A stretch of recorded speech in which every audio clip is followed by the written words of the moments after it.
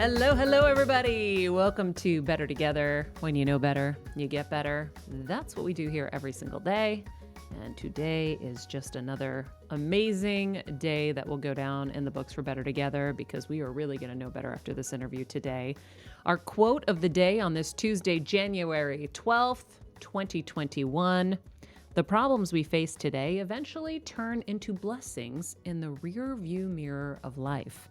And that is from our guest today, the author of Green Lights, Mr. Matthew McConaughey, who I am very excited to share with you guys today. His book has been on the New York Times bestseller list for quite some time now. Jeff 11 weeks. 11 weeks. There we go. He has a lot of practical brilliance to share with us. This isn't your typical memoir.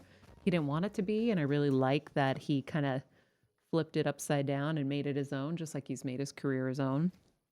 I really loved this line in here.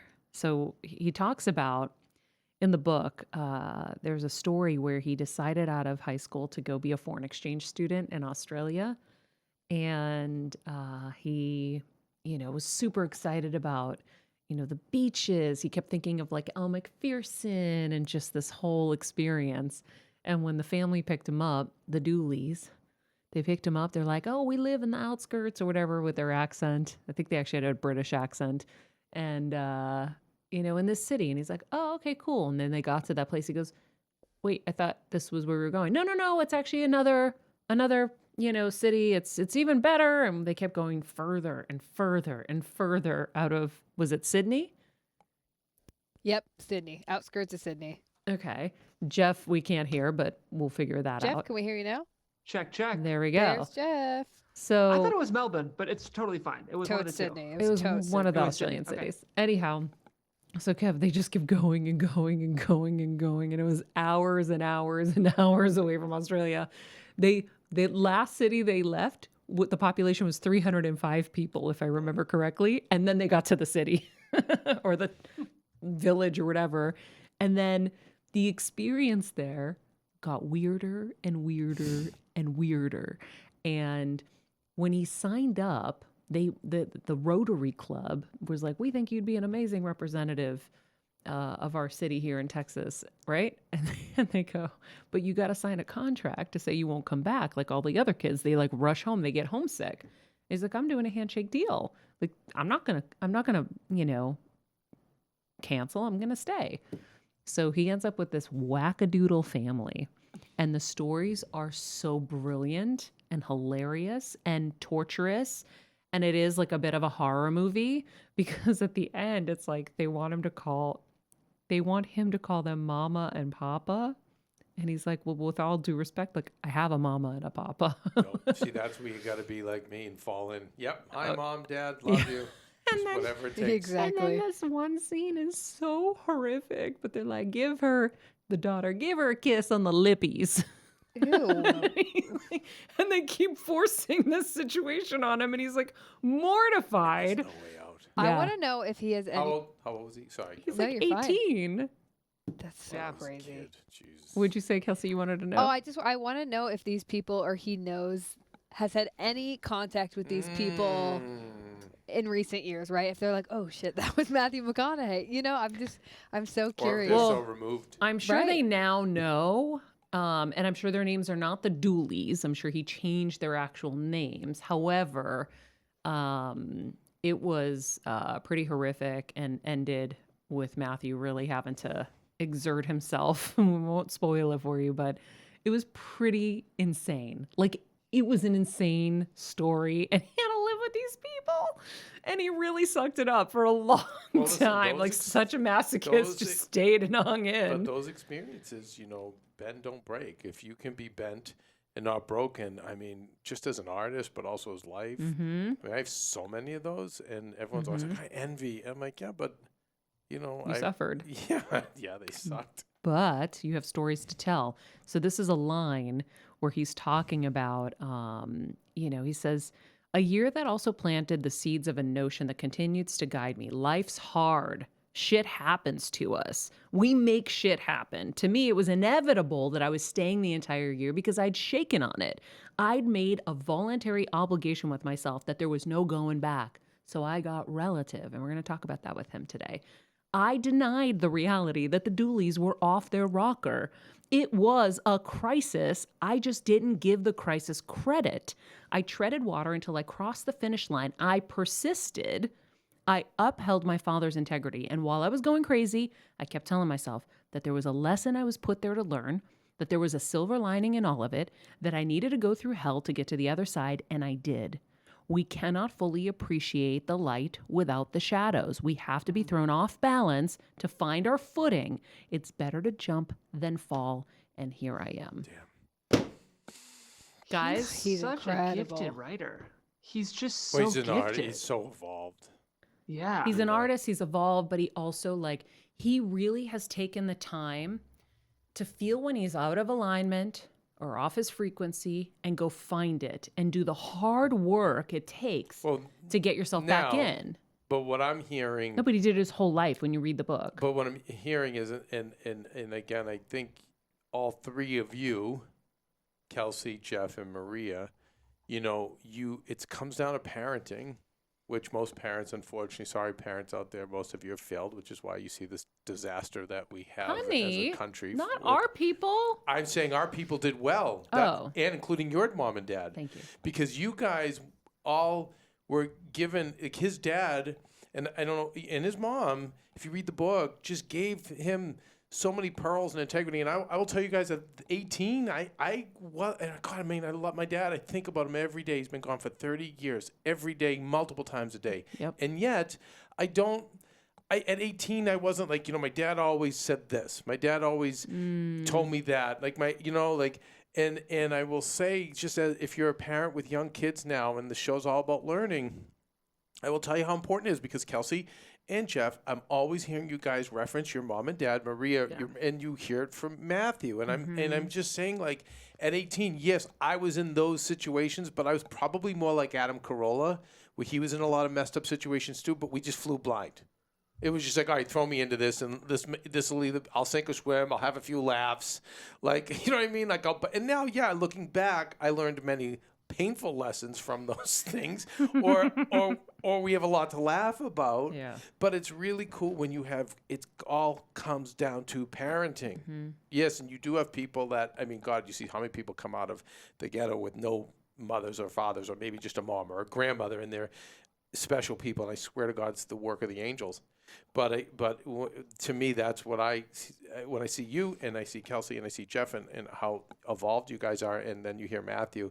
It just it was parenting, right? He was going back to those tools at 18. Like, my dad Absolutely. said this, and and Kelsey, I always hear it's like Kelsey calls her parents by their first name, which I think is hilarious. And you've been doing it since you were a kid, which I think is even more hilarious. But it's always like, well, Doug says this, well, Deb always says that, and Maria all the time, and same with Jeff. Like, I hear those references, I'm like, that's really, really cool, and that's why you guys are who you are. But you idolized your dad, Kev, and I you did. still pull out his No. lessons, and you talk about them all the time. But it wasn't, he wasn't putting, your parents were investing more focus. My dad he just had that American dream gone bad of, like, I'm going to work 18 jobs and give my kids everything. You know what I'm saying? And so I had to pull out of him, and then I had to watch what he was doing. But I was never consciously going into things. It was just like, work hard, get A's, and become a lawyer.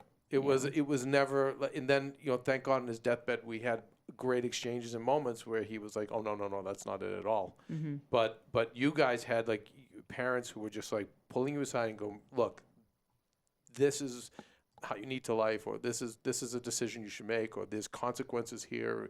Even with your dad, saying about show me who your friends are, I'll show you who you are, and about not making popular decisions as a parent, and just all that stuff. Like, that's really cool. And I think that a lot of, Jeff and Kelsey are going to be parents one day. We're going to be parents one day. But I think if you are a parent now and you have young children, I think it's just being so present with them. It's not about I don't think it's as much about paying for the activities and buying them all the stuff. I think that's what's gone awry. I think it's really conscious time with them to like you guys got. You know, like you were Yeah. working with your dad at a bar, Yeah. cleaning floors, but guess what? We had time together. Yeah. Yeah. So important. Yeah, well, we all stopped and took our break together, and we would eat lunch. And, I remember sitting in the nightclub when, we were looking at all the work we had piled up to do, and we would talk about going to Greece and see where we're from, or we would talk about, things like that. So, all right, guys, we are talking obviously about the green lights in our life with our special guest today, Matthew McConaughey, and how to take a fresh look at the opportunities afforded us. So for today's Dunkin Break, we're going to be trying energizing Dunkin refreshers. So if you're not exactly in the mood for coffee, my darling, if you want something refreshing and light, then you need to try Dunkin refreshers. They are fruity, green tea based drinks that are packed with B vitamins and flavor for less than 200 calories. You get renewing energy from the green tea. Love my green tea. It's really cool. There are no artificial colors or flavors. Damn. They come in 2 vibrant flavors: strawberry passion fruit, that would be my jam. My jam. Peach passion fruit, which is probably Kelsey's Yeah, jam. that sounds Also my right. jam. And so they are fabulous in color. They are delicious. We enjoy them here. And you do get the B vitamins, which we like. How cool. Dunkin' Donuts, Honey, man. Dunkin' Donuts is unbelievable. D. Actually, shit, I'm not supposed to say unbelievable. Matthew McConaughey taught us That's that word is right. terrible. He did. It is believable because it is happening. And Dunkin's ups their save. game. And they continue to bring in new amazing products and experiences for us. And Is it so, a boom. bad thing? Me and my staff, I have a long night of work ahead. Is it a bad thing that I'm gonna take out one of my classic cars to go to Dunkin's to get a nice coffee? No, I think you can go Right get your now? Dunkin' refresher. Yeah, because you're healthier. Nice refresher. That sounds so good. It is tasty. With your B They just vitamins. they elevate their game. You can go for tea, coffee, refreshers. I think what I've loved about this Dunkin' partnership is realizing how broad their menu is. Yeah. I think if you're not familiar with Dunkin', you may wrongly think that your options are coffee and donuts, but no, it's really becoming this almost like a luxury brand with how many options you have on that menu. So Yep, with these plant-based. So refreshers- true. Kelsey, I'm gonna Plant-based. test you right now. Yeah. You're gonna test me? Yeah. Oh, I'm here. I'm ready. Okay. Let's do it. Oh, the mini bagels with the cream cheese are my we new have one of favorites. our have one of our polka nights that we've been talking about. Right. For, we get the polka band there. Of We've got course. the music playing. We're gonna we'll all be dancing the polka. Right. What do we serve? Oof. Mhm. Dunkin' refreshers. Yes. Hello. Absolutely. Hello. Polka nights and Dunkin' refreshers go hand in hand. Hand in hand. Yeah, Yeah. totally. I love that. Great way to get a sip of sunshine this winter. So you guys check out the Dunkin' refreshers. In the meantime, before we get to our conversation with Matthew, I want to ask each and every one of you what your favorite performance of his was. Whoa. Oh boy. I can jump in. Get it, Jeff.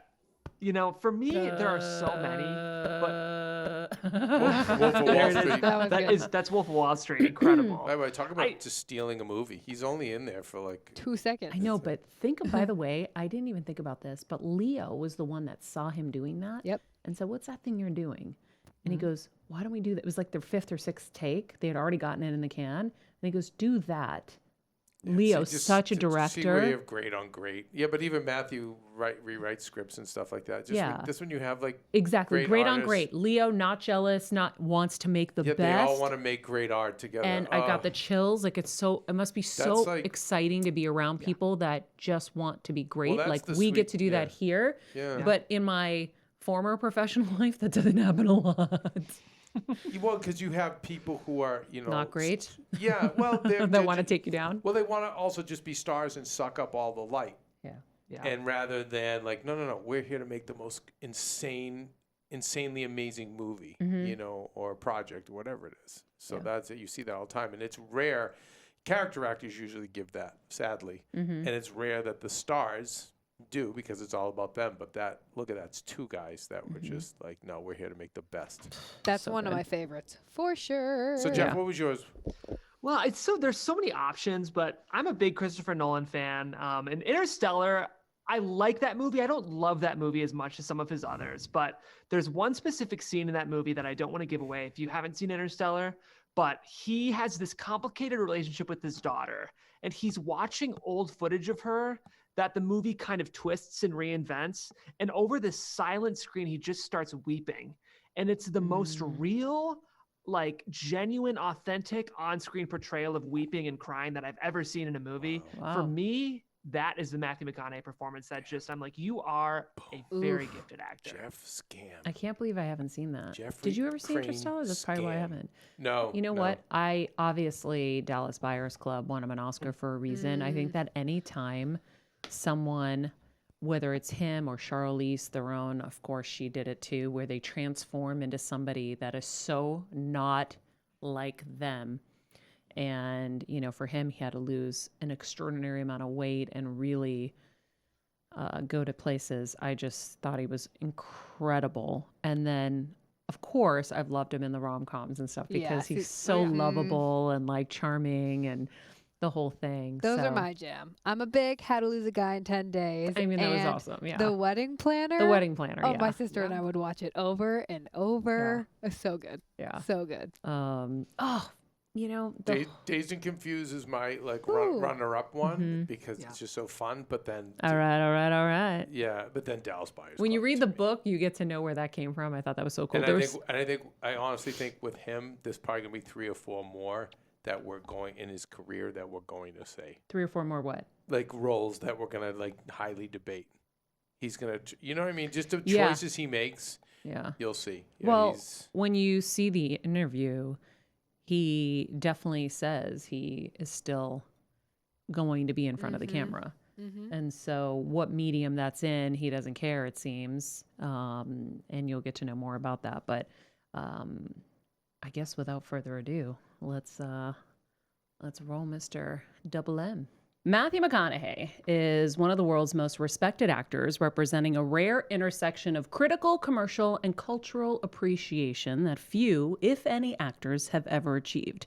He's virtually unmatched in his ability to ping-pong between commercially appreciated leading man roles to towering performances in prestigious films, such as his portrayal of real-life HIV advocacy crusader Ron Woodruff, a performance which won him over 24 industry awards, including the Best Actor award. In addition to his groundbreaking cinematic performances, Matthew is a pioneer for his work on TV, executive producing and starring in HBO's critically acclaimed series True Detective, which most critics hail as the best TV show of the decade.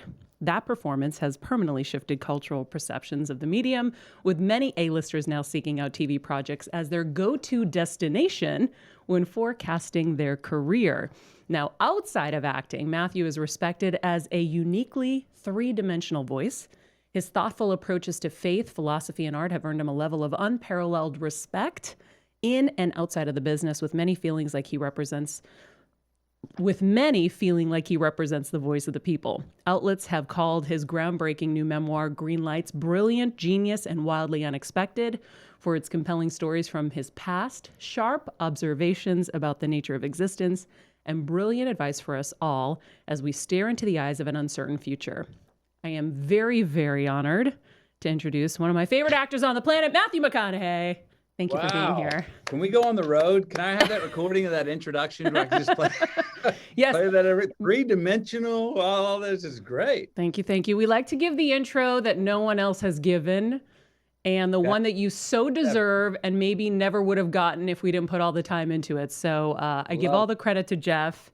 He is incredible with this, and it's all true. And when you think about it, yeah, I mean, I saw you nodding. You're like, yeah, I did kind of change the TV landscape here.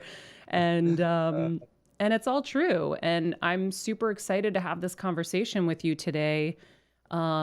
I think the only time I've interviewed you has been in the entertainment capacity of, a Hollywood movie. And one of the things that was striking to me was the landscape has changed, right? So now it's podcasters and these other mediums that are available to you as you're promoting something. And as I watch stuff, because I always do my research, I'm an uber nerd, and I know even you talk about in the book, like once you are prepared, you can have the freedom that you need to do what you really want to do. But some of the interviews I watched, I wanted to be like, shut up, it's Matthew McConaughey, let him talk.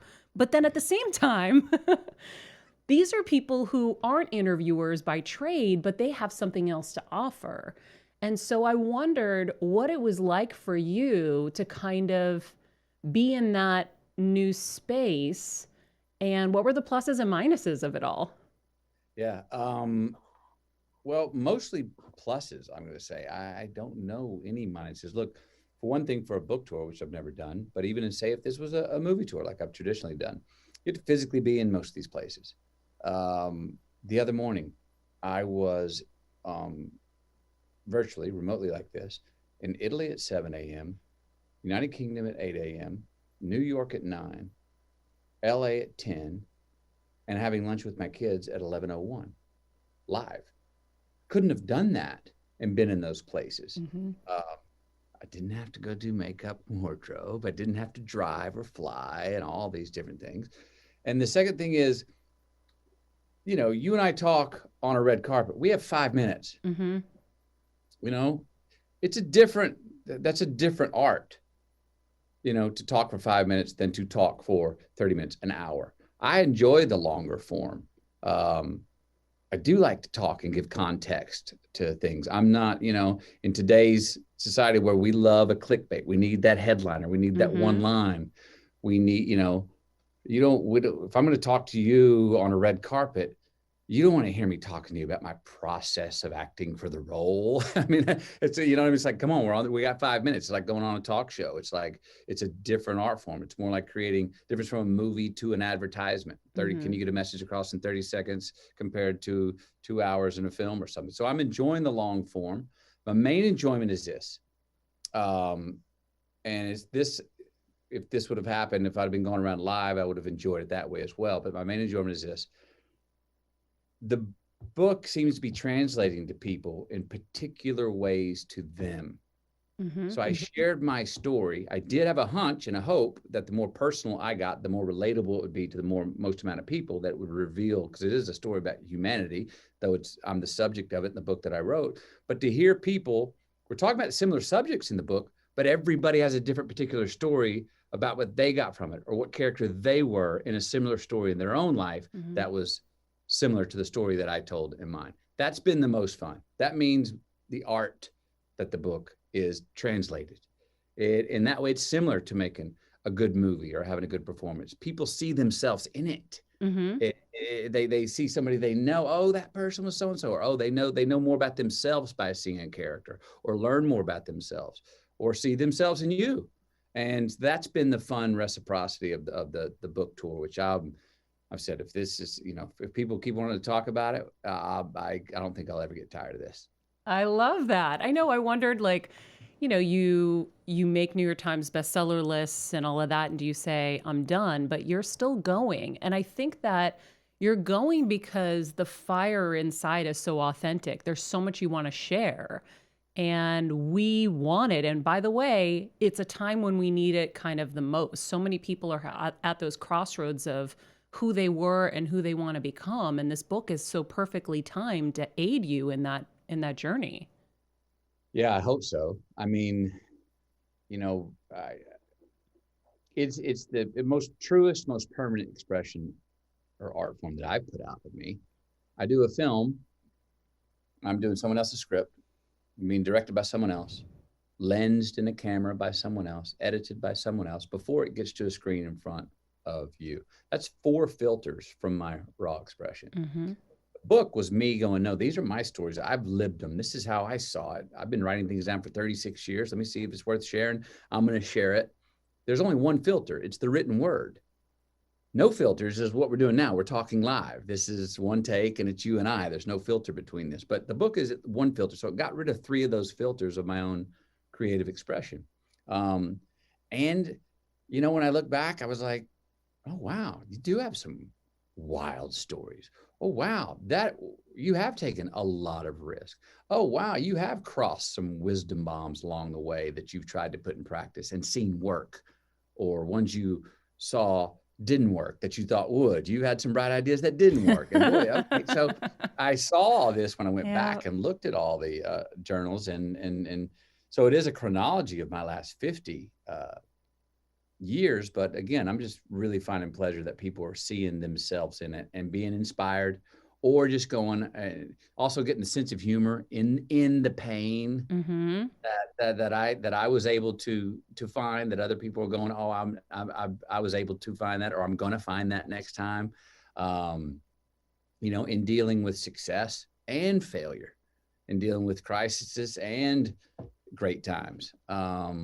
And that's, you know, in there lies, there's an art of living. We're all trying to get through this rodeo called life. And, you know, sometimes we sabotage it. And if we don't, something on the outside of the world will. And here we are in a time right now where there's more imbalance than ever before, than I can sure remember. And we are wanting things that we can go, wait, give me something I can rely on. Give me something that I can go, maybe a little good news and all the bad news. How about something I can believe? That's more than a Hallmark card. That's more than just a fluffy, hey, you can do it. No, okay, this going, you know. So hopefully, I mean, I'm hearing that some people are going, hey, you're giving me a solid footing. Some things you're sharing in this book are giving me a solid footing for which I can go forward on and trust in and believe in and be excited about. In this time where I was going, I don't know where to go. I don't know where to make the next step. And we're all trying to make the right steps forward. And if the book can help people do that, then that feels good to me. I think that's how we all felt reading it. I think your commencement speech from the University of Houston was kind of the prelude to this, because as I watched it back, there were some things that were in the book. So when you sat down to write that speech, did you use your journal entries, or like, was that kind of step one for you? I think it was, and you're right. And looking back, I do think it was. Look, I've been threatening to write a book for the last 15 years. I just didn't have the courage to open up that treasure chest of journals to go see what was in it, because I was scared to do so. Was it all really in a physical chest?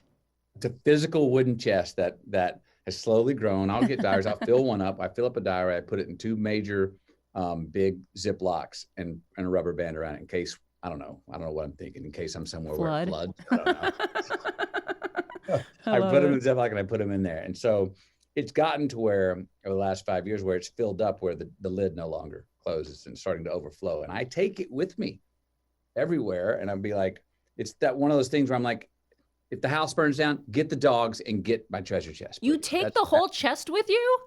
Because like on movie sets and stuff? I've been telling myself for 15 years, have it there, because I'm daring you to open it up and see what's in there to write a book. Wow. So I take it. I never have had the courage to do so until a couple of years ago. Wow. Which I finally did. Yeah. So one of the other questions I had when I was reading this was, why haven't you written all these years?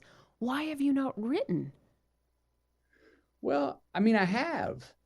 I mean, I write, you know, every director I work with knows that I write. I write and rewrite scenes and always have. But we don't get to see that.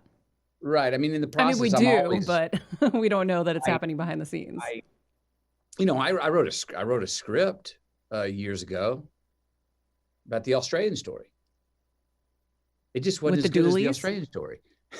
You know what I mean? The script wasn't as good. And so I said, But how? When they say write what you know about. So that experience with the Dooleys was brilliant. And by the way, that was maybe one of my biggest laughs, is when everybody laughed at you and thought, oh, they pulled the biggest prank on you. I'm like, what pricks? They all fucked with you so hard.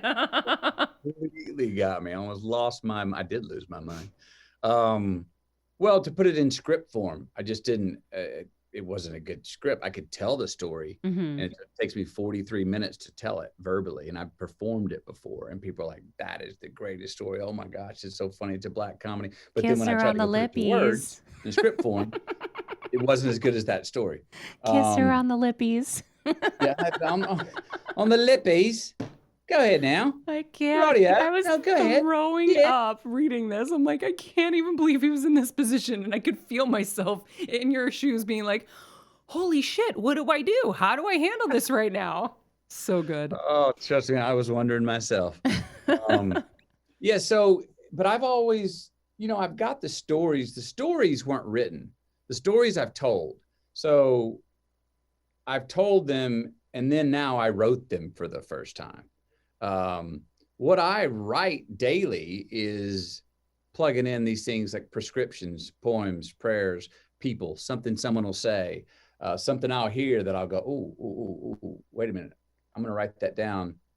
In a conversation we're having right now, you may say something. I'll go write it down so I can forget it, because if I don't write it down, I'm going to be thinking in the back of my head while we're talking, oh, don't forget that thing she said, don't forget that thing. So then I'm not present, right? So I'll always at dinner, I do it all the time, pull out my phone and tell everyone, guys, I'm not writing anyone that's not here. I'm actually writing something down that was inspired by this conversation so I can forget it and be back and present in the conversation. Because if I don't write it down, I'm going to be wondering through this entire dinner, don't forget that thing she said, don't forget that thing. So I go through and just jot down things through the day that inspire me. Usually it's philosophy, things, ways of approaching life that I want to say, can I apply that in my own life? If I apply that, will that give me more joy? Will that help me get more of what I want? And then I've learned, I try to write things down when things are going well. What are my habits when things are going well? And I try to write things down when things suck. And I found that writing things down when things are going well, you can go back to them in your journal when you are in a rut and go, what was I doing back there when I was rolling, when I was on my frequency? And I found things to go, who was I hanging out with? What was I drinking? What time was I going to sleep? How was I greeting the day? And I'll find that a lot of times when I'm in a rut, I've forgotten some of those good habits that I had. And if I start to enact them again, it can help me get back calibrated and back on the rails again. Yeah, I always call it alignment. So I have like my spiritual notebook that I'll journal in. And when I'm out of alignment, I go to it and I'm like, oh my God, I forgot. That's what I need to do. Yeah. And so we think when we're in alignment that we're never going to forget it because it makes so much sense. And the thing is, we will forget it. Jot it down and keep practicing, because I mean, there's many things. I've written down a lot of things, but there's many things I forgot that I wish I would have wrote down, because I was like, I actually took it for granted that I actually would, oh no, this truth is so obvious that I would never forget this. And then 3 months later, be in a rut going like, what was it? What was that thing I was on? I forgot it. Damn. Yeah. And when you know what alignment feels like, when you're out, it hurts so much more. Yep. So it's nice to have that answer key there. Yeah, just as and it's not like you read what you were doing when you were alignment, or what I call being on frequency, and you're like, oh, okay, now I'm back. It's usually a few habits to change. Yep. How do you greet the day? Do you pop right up and hop right on the internet and engage with what the rest of the world's doing before you've actually sat with yourself and been quiet for a moment to see, what does my day hold ahead of me? How did I sleep? How am I feeling? What am I gonna, So it's usually habits that just help us get recalibrated to do the things that give us the most satisfaction. And so there isn't a chest of scripts anywhere. No, there's not. There's two scripts. I've got another story that was inspired from my African trip, which is a magic reality story. It's a children's tale about a young fisherman named Curtis Mylove, but that's an original. And then the Australian, people have come to me wanting to make the Australian story into a film or a series, which I'm entertaining. But if I did that, I might have to direct that, because I remember the little. It's a delicate story between fantasy and reality and humor and a horror picture. Yes, that's exactly what it felt like. A freaking living horror movie with like a politeness around it that was awkward. Very awkward. Yes, there was very much a, Matthew, I'd like to talk to you about your choice of words. Wait, why is he speaking with an English accent? Oh, that's right. He's got Winston Churchill in that big wooden frame in his office, but he's Australian. Why does he sound English? Well, I came to find out that meant because we spoke a bit English, he sounded a bit taller, and he was only 5'4". And he's like, yes, a while ago, you said that the man who invented the hamburger was smart, but the man who invented the cheeseburger was a genius. Matty, that is merely your opinion. And you were learning your time here not to voice your opinion for the masses. Whoa. Basically what it means is I like cheeseburgers more than I like hamburgers. As I said, in your time here, you will learn not to voice your opinion for the masses and say things like, the man who invented the hamburger was smart, but the man who invented the cheeseburger was a genius. Because, Matthew, that is merely your opinion. Oh, shit. Okay. Yeah, it was odd. But perfect. So then Yes, perfect. it makes me wonder also, is there a part 2 to Green Lights? Because I imagine it was hard to condense. You've lived such a full life. And I went to bed last night. I've been researching all week, reading, watching, studying, everything. I went to bed and I was like, my last words to my husband were like, God, he's really lived such a cool, fun, full life of all kind of parts, highs, lows, middles, diagonals. And I was like, why don't we all have the balls to live that kind of life? And so I was like, there's got to be a part 2, because there's no way there are so many stories that are on the cutting room floor. There's a lot, and this book was probably 25 to 30% of my journals and diaries. You know, in doing the book tour, I've crystallized some ideas from that I proposed in Green Lights that make me think, oh, that could be shared. That could be an evolution of Green Lights. I don't think I'm interested in sort of, what's the word, re-cooking the souffle. I don't know if I'm interested in like going Green Lights part 2, that kind of thing. It may be something completely original. I've got some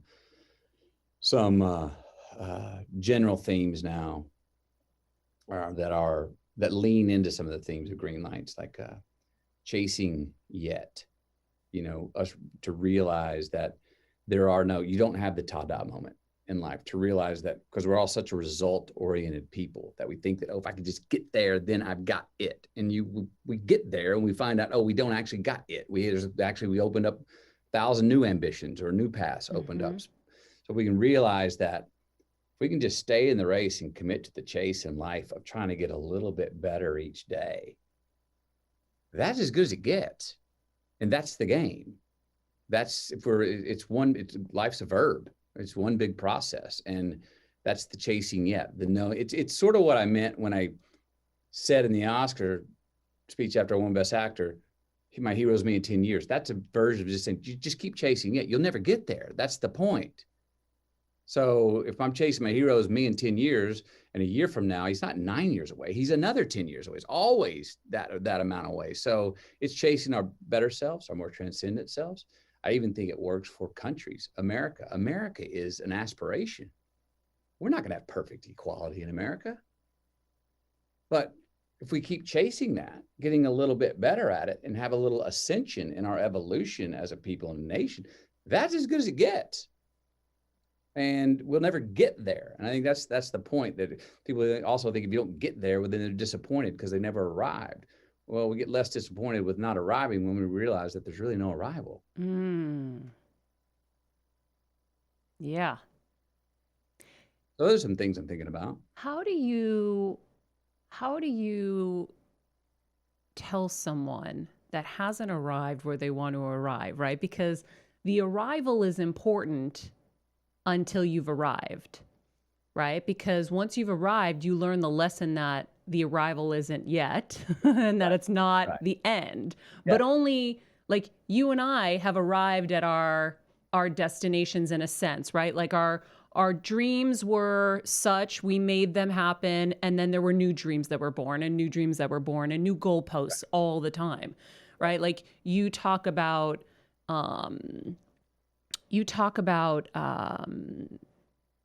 leveling up, or you had your self-imposed yellow lights and red lights that led to your green lights. To me, I look at things like a video game.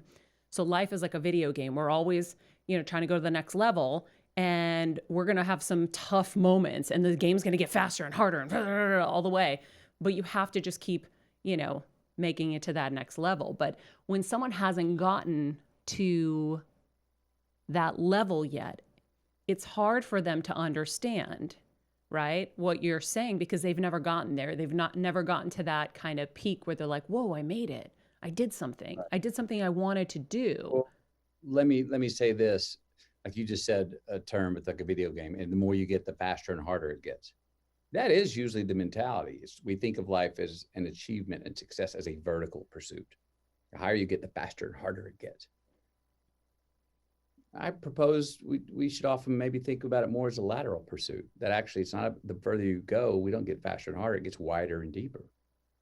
Meaning, I'm 51 now. I have 3 children. And Camilla and a wife and a family. My next however many years, my new goals don't necessarily mean a bunch of new goals. They mean trying to be better at the maintenance of taking care of the things that I've already built. Now that comes later in life. When you're younger, you don't have a family, your value system changes. You want to aspire to get there. I would say we as a people need to redefine success. I bring up in the book, we all want to be relative. You're damn right we do. But let's not forget to ask ourselves, relative for what? Because America tells you get respect and you can have a seat at the table and go to the front of the line if you are rich and famous. 2 things of which we actually are. But if those 2 are at the top of the list that we're telling our peers and children, say, that's what you got to have to make it. I'm nothing against rich money and fame, very much for it, but not at the expense of who you are and your character and integrity and try to be the best person you can be.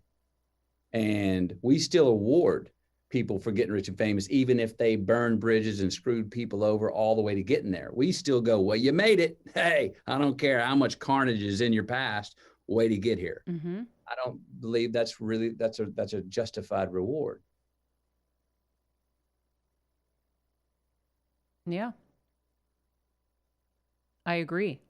I think there's always that little bit of a disconnect for people who haven't made it yet to understand that feeling. Yeah. Well, let me say this about not making it and precipitating this on, yes, I understand I'm speaking from a privileged position that I feel like I've earned myself to get to, but I can sit here and talk about assets of being able to hang out with my family more in the COVID time. Well, what's the family that just lost their job who can't put food in their pantry going, well, that's great. Well, I'm not trying to deny that as being a crisis of trying to make it or achieve in life. We don't always know what we want to do. All right. But I think we can do a better job, especially younger in age, of let's start eliminating what we don't want to do, who we are not. And because it's damn hard to know what we want to do or how to achieve what we want to do. And if we get in that position, great. It's still hard, but it's hard to, especially when you're younger. So just start by eliminating those things in your life that don't feed who you are, that you are going to have a hangover sleeping with tomorrow, because if you did that today, you're going to be like, ooh, I feel icky. Have a little bit, give it more of an appreciation and be selfish to yourself and understanding delayed gratification for yourself. Be kind and cool to your future self. So think about those things. If we can project as far out in front of us as we can and say, what would myself think about this choice I'm going to make? What would myself in 5 years from now, 10 years from now, think about this choice I'm going to make? Is it something that I would live on? Is it something I'm going to be honored with? I'm going to be proud with? Is it also something straight business? Is it something that's going to be in demand? Because I want to make money too. I want to supply something I want that's in demand out there. So I'm not talking about a kumbaya, just everybody go, meditate and say money doesn't matter. Yes, it does. We want to succeed and money makes the world go round. It's a great tool. But how do you fill your bank account and your soul's account? There's a way to do both. And I'm sure I haven't batted at 100% on it. I haven't been a Puritan on it. I've failed and I've done my own share of lying and cheating and stealing and have some penance to pay. But I do think I've done pretty good at realizing, that's not the guy you want to be. Yeah, you bogeyed right there. You screwed up, but that's not who you are. And we're not going to do that because that made a debit. We do those things that may put something in our bank account, so to speak, but make a big debit in our soul's account. Ooh. That's going to bite. It's going to bite us later. It's going to bite us later. I like that. A debit in my soul's account. That's a good one. Since you talked about crisis, and we are in a crisis, and you talk about how to navigate crisis in the book. I don't remember what page it was on. I have like so many notes in here, but what are your kind of steps as you've learned to navigate crisis that you can share with people who are watching right now? Stabilize, organize, and then respond. Not react, like you said in the book. Yeah, things take longer than I think we give them credit for. Now, there are certain situations of crisis, like, oh my gosh, so-and-so's, choking on the candy. Go. It's not the time to pray about it and say, well, let's stabilize. What should we? No, go handle it. The old adage, the tornado's coming. Don't take a knee and pray about it. No, run. You know what I mean? So there's times to react and move. But you look at the world we're living in now. We're trying to stabilize because we sure as hell ain't organized. And we're not ready to respond. Now, so we are responding in certain ways that are awkward, which are revealing that, hey, we are unstable. We need to stabilize and find what's the common denominator here that what's the frequency we can all tune into and go, I'm not like you here, and I may disagree with you here, but I'll agree with you on that value. So I can have a little bit of trust in mankind again, or a little bit of trust in my neighbor again, which leads to maybe a little trust in myself again. And then you organize that, you've got to coalesce in that. And I think it starts with enough individuals doing that. And then you start to see, okay, there's enough of us soldiers that agree on what we agree on. A common denominator of values is what I think it is. Now, by hook or by crook, whatever's going on in politics, whoever you voted for, whatever church you went to, whatever, let's march forward with this common denominator of values. And then that's organized. Then we're responding. The world's up in the air right now, redeclaring what the hell their purpose is. Politicians have to redefine and redeclare what the hell it is they're doing.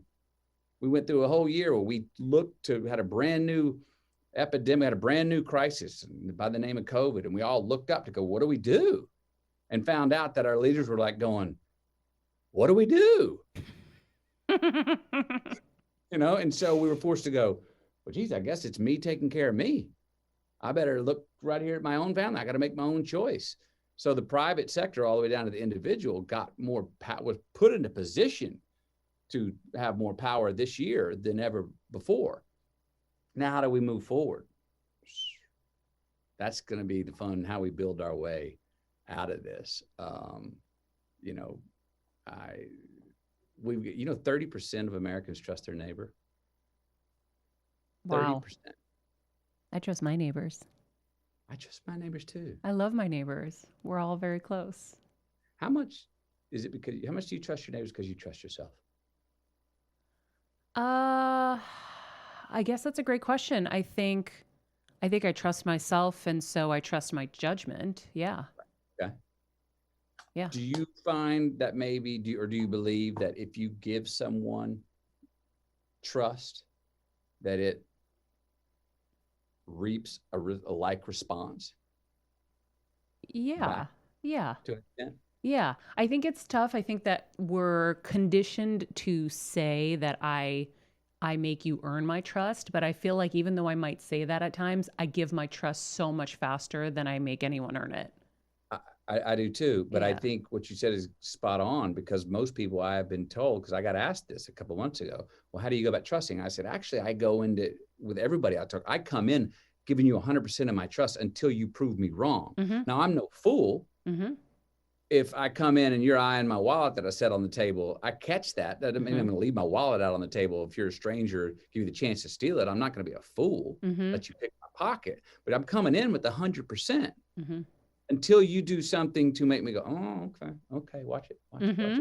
And I was been told many times, that's not how most people go. They go, you come in with zero trust and make everyone earn incrementally every bit of it. Well, man, that's a long toe to haul. Yeah. And you'll never quite get there. That. You'll never quite get there, because if you do that, there isn't enough time to truly build that trust unless you're living together for an extended period of time and you really have the time to see who someone is at every juncture. Yeah. I mean, it's impossible unless you, with as many people as you meet, places you go. How do you, that sounds like, that sounds horrible. Sounds horrible. Yeah. But, and who you believe in. I don't think I know people lie all the time, but I'm not going in thinking you're a liar. Mm-hmm.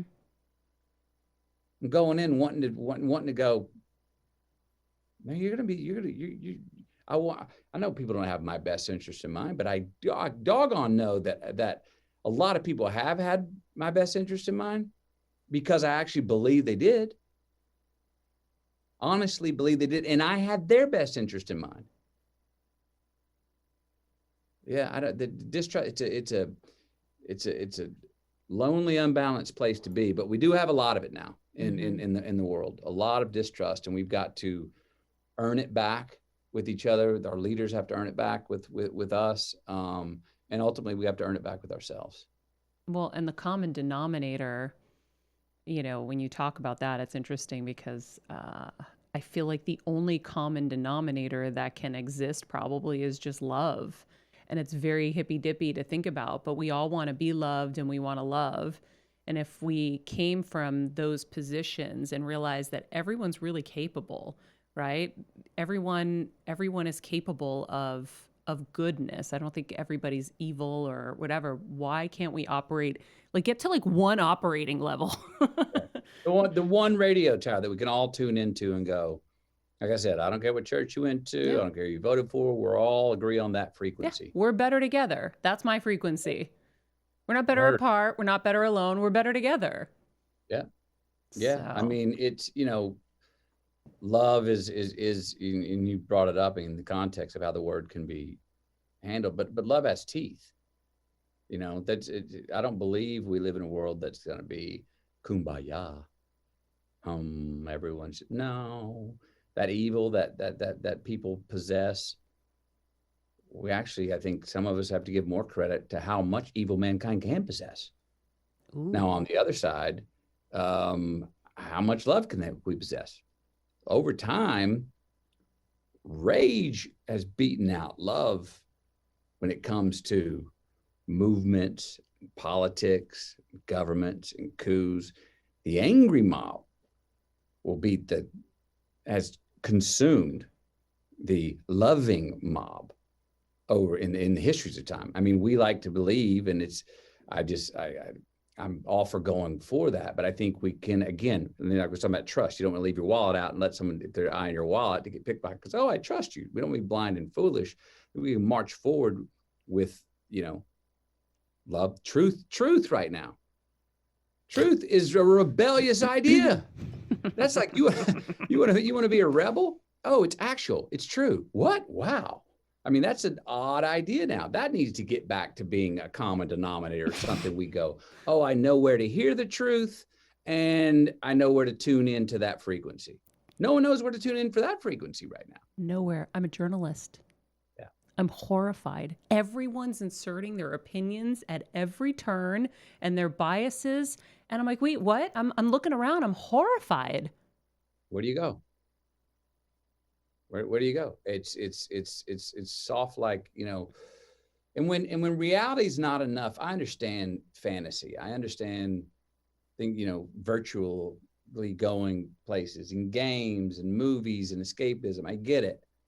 But when it gets to an extent where reality is not enough to get off to, where the truth's actually not enough to get off to, that's not a healthy scale going forward. Mm-hmm. Or even a constructive scale.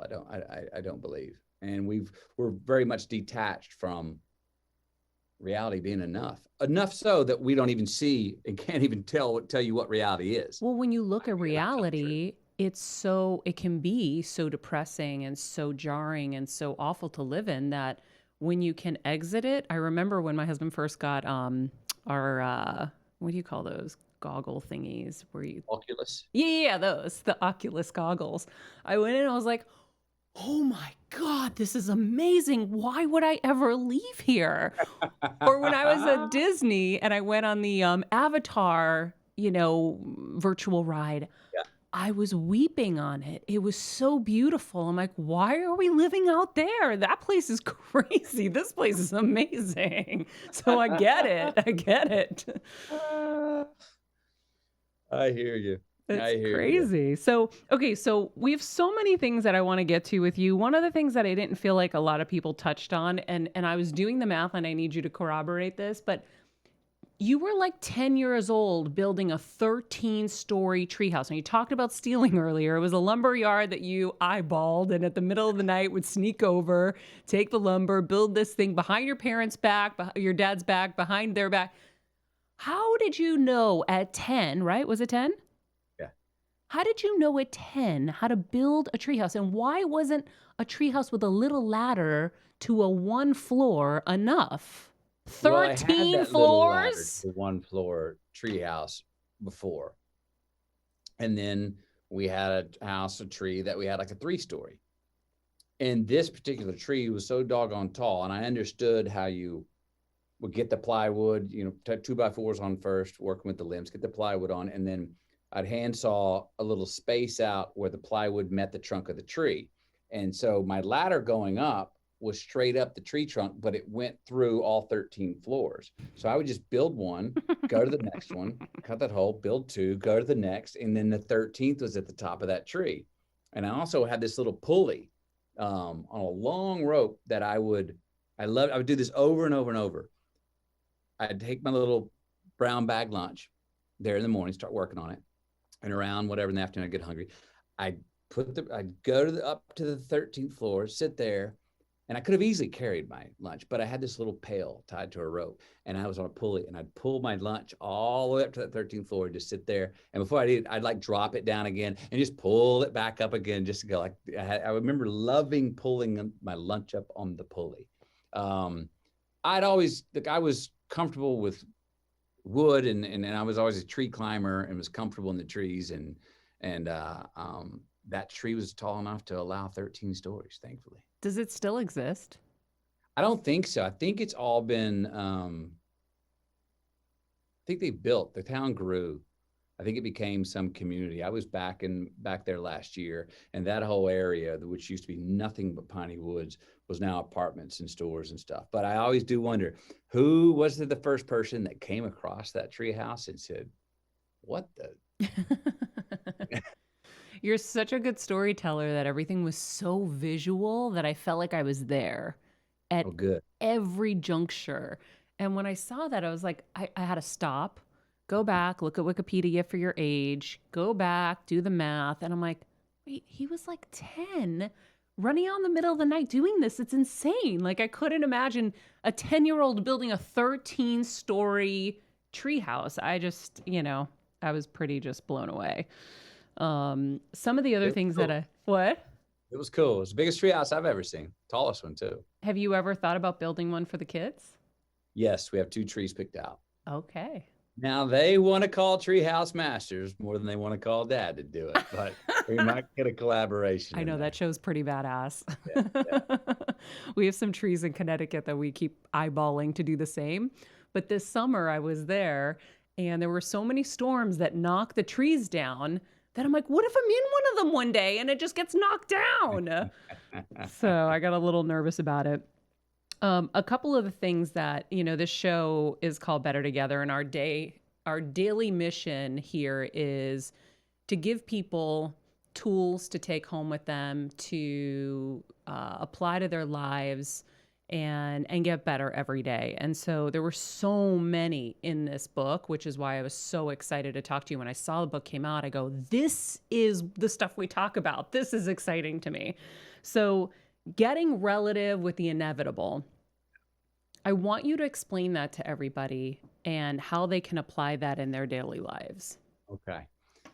This is probably the original. This was actually an early title for the doggone book. This is where the art, I think, of living comes in right here. When you're faced with it comes like based off the old Confucius quote: deal with what I can deal with, and not worry about what I can't do anything about. when you're faced with an inevitable, get relative.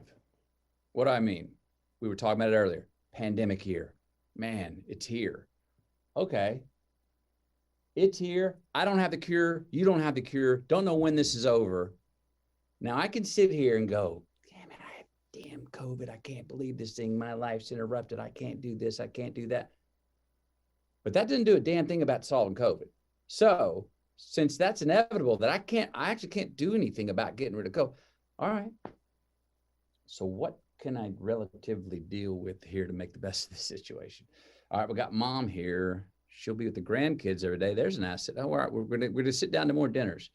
2 dinners a night. We're actually gonna say our prayers before dinner. That's good. I'm gonna pet the dogs longer. I'm gonna actually have to my kids are getting bored because they can't do anything. But actually, you know what? That's a good thing. They're gonna have to figure the way out of boredom. So I'm starting to add up assets. I'm not denying the crisis. I'm not being that the delusional optimist saying it's all great. No, we're dealing with an inevitable problem that I cannot do anything about. So relatively, how am I going to deal? I'm going to try and find the upsides while still being responsible to deal with it, which in our choice this year was we're going to go quarantine. All right. Another inevitable, our business. I talk to people that do what I do, and you're getting ready to go down that red carpet before the premiere, or you're going on a show. I hate these things, man. I hear them. I hate these things. I'm like, well, don't do it. I mean, go home. Don't do it. You got to do it. Don't do it. No. I mean, I'm gonna do it, but I hate this. I'm like, well, what are you doing that to yourself for? If you just said it's inevitable that you're gonna do it, you already said you're not giving yourself the choice not to do it. Why are you sitting over there breaking the sweat, hemming and hawing and cussing the thing instead of going, oh, fuck, man, I'm here. Let's do it with pleasure since I got to do it. Kids' homework. You got to do it. Okay, all right, buddy, tell my kid, do you not want to do the homework? Don't do it. You make bad grades, you're going to get consequences. You're going to lose the freedom to do this. Is that really what you want? No, I mean, I got to do the homework. Well, then I don't like doing homework either, but since you got to do it, I mean, go do it. It's just a waste of energy sometimes to hem and haw and see the downside of things when we do not have a choice. So, the art there is, when do we deem something inevitable? Because if you deem a situation that you don't want to happen as, well, that's the inevitable outcome, too soon, you're a quitter. It means you didn't persist enough to try and get what you wanted, right? But if you are in a situation that you don't deem inevitable for too long, and you keep trying the same thing and you keep not enjoying it, but you keep trying to get the same results, you're enacting the definition of insanity. You're trying to get a different result by doing the same thing over and over. So there's an art of, when do you deem a situation inevitable? So you persist, or you pivot and reapproach, or you raise the white flag and go, no, I'm gonna live to fight another day, something else. I'm tired of that. I'm not battling that battle anymore. So right there is sort of that's the hypothesis. That's when do you deem a situation inevitable? And as soon as you deem it inevitable, of the outcome inevitable, get on with it. Get on with, I'd said quite a few years ago when Trump got elected 4 years ago, I'd said, okay, there's a lot of the people on the left that are in denial. It's time to engage that he's our president. Now that got spun and said, oh, I'm endorsing and I was for President Trump, which it's not the point. But what I'm saying is, like, that part's inevitable. So now, the longer the left walks around in a stupor, in denial, going, it didn't happen. You're losing ground to coordinate, stabilize, organize, and respond to get your party together to win 4 years from now.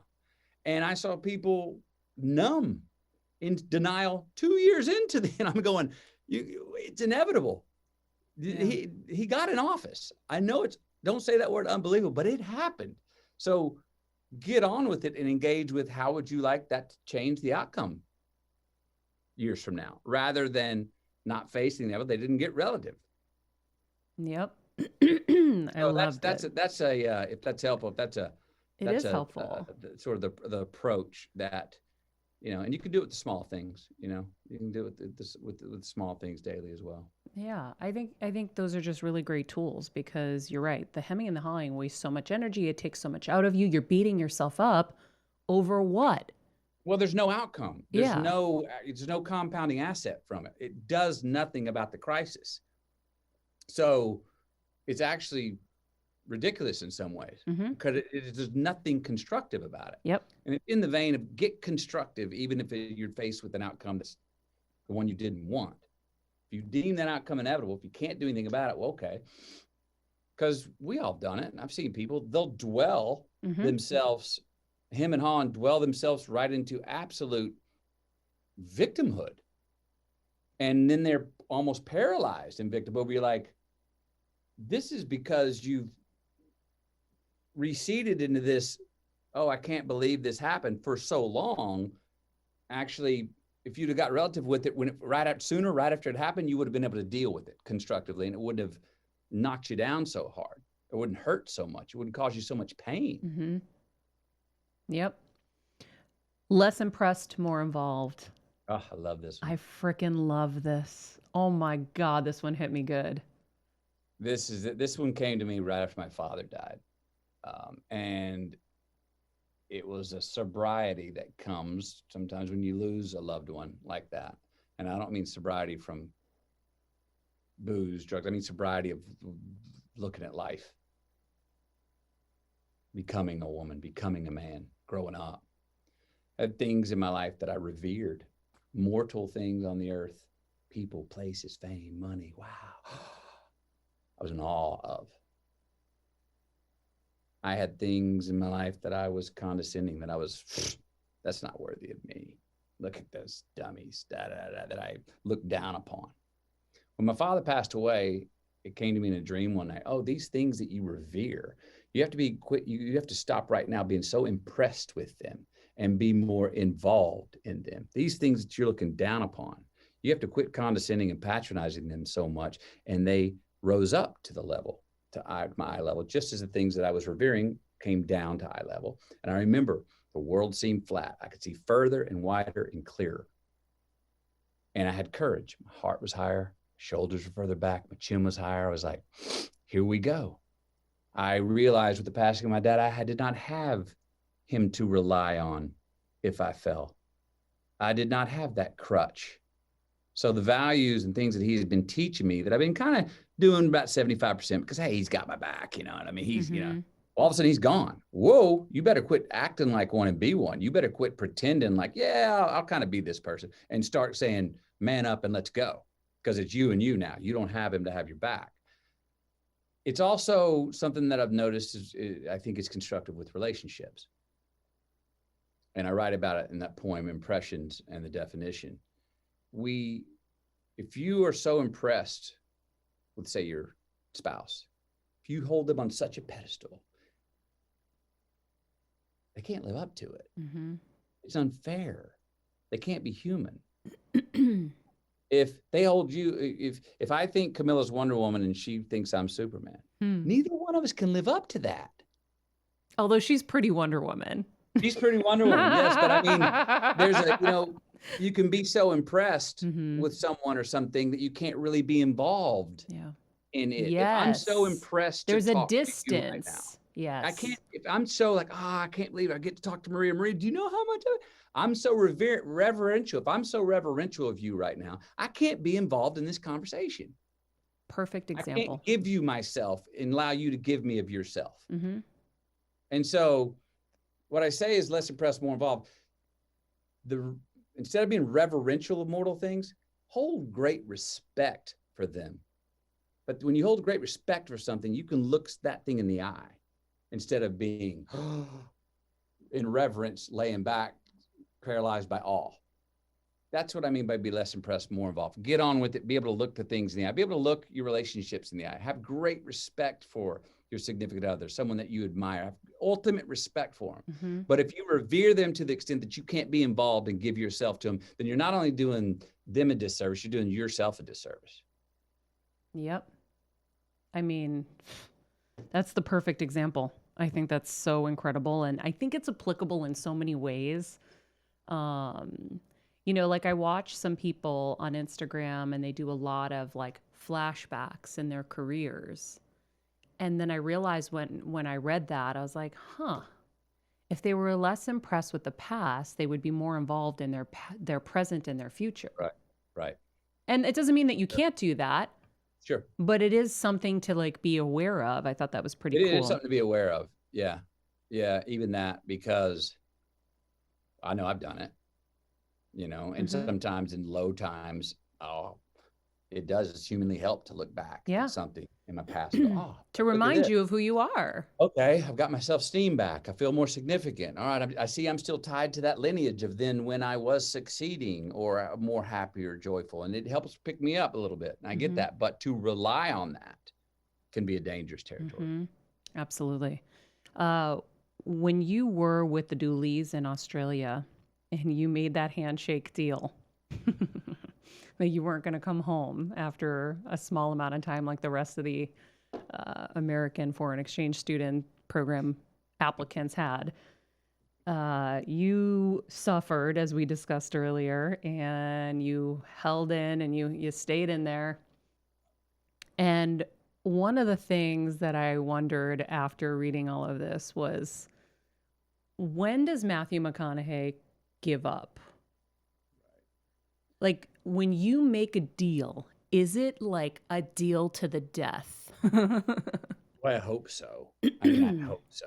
Not everyone, as I said earlier, when faced with the inevitable, get relative. There's a time sometimes to wave the white flag and go, nope. I thought I could get through this. I'm spending way too much energy trying to get this. I'm not going to get the result. Wave the white flag, fight another day. But I do go into almost all situations.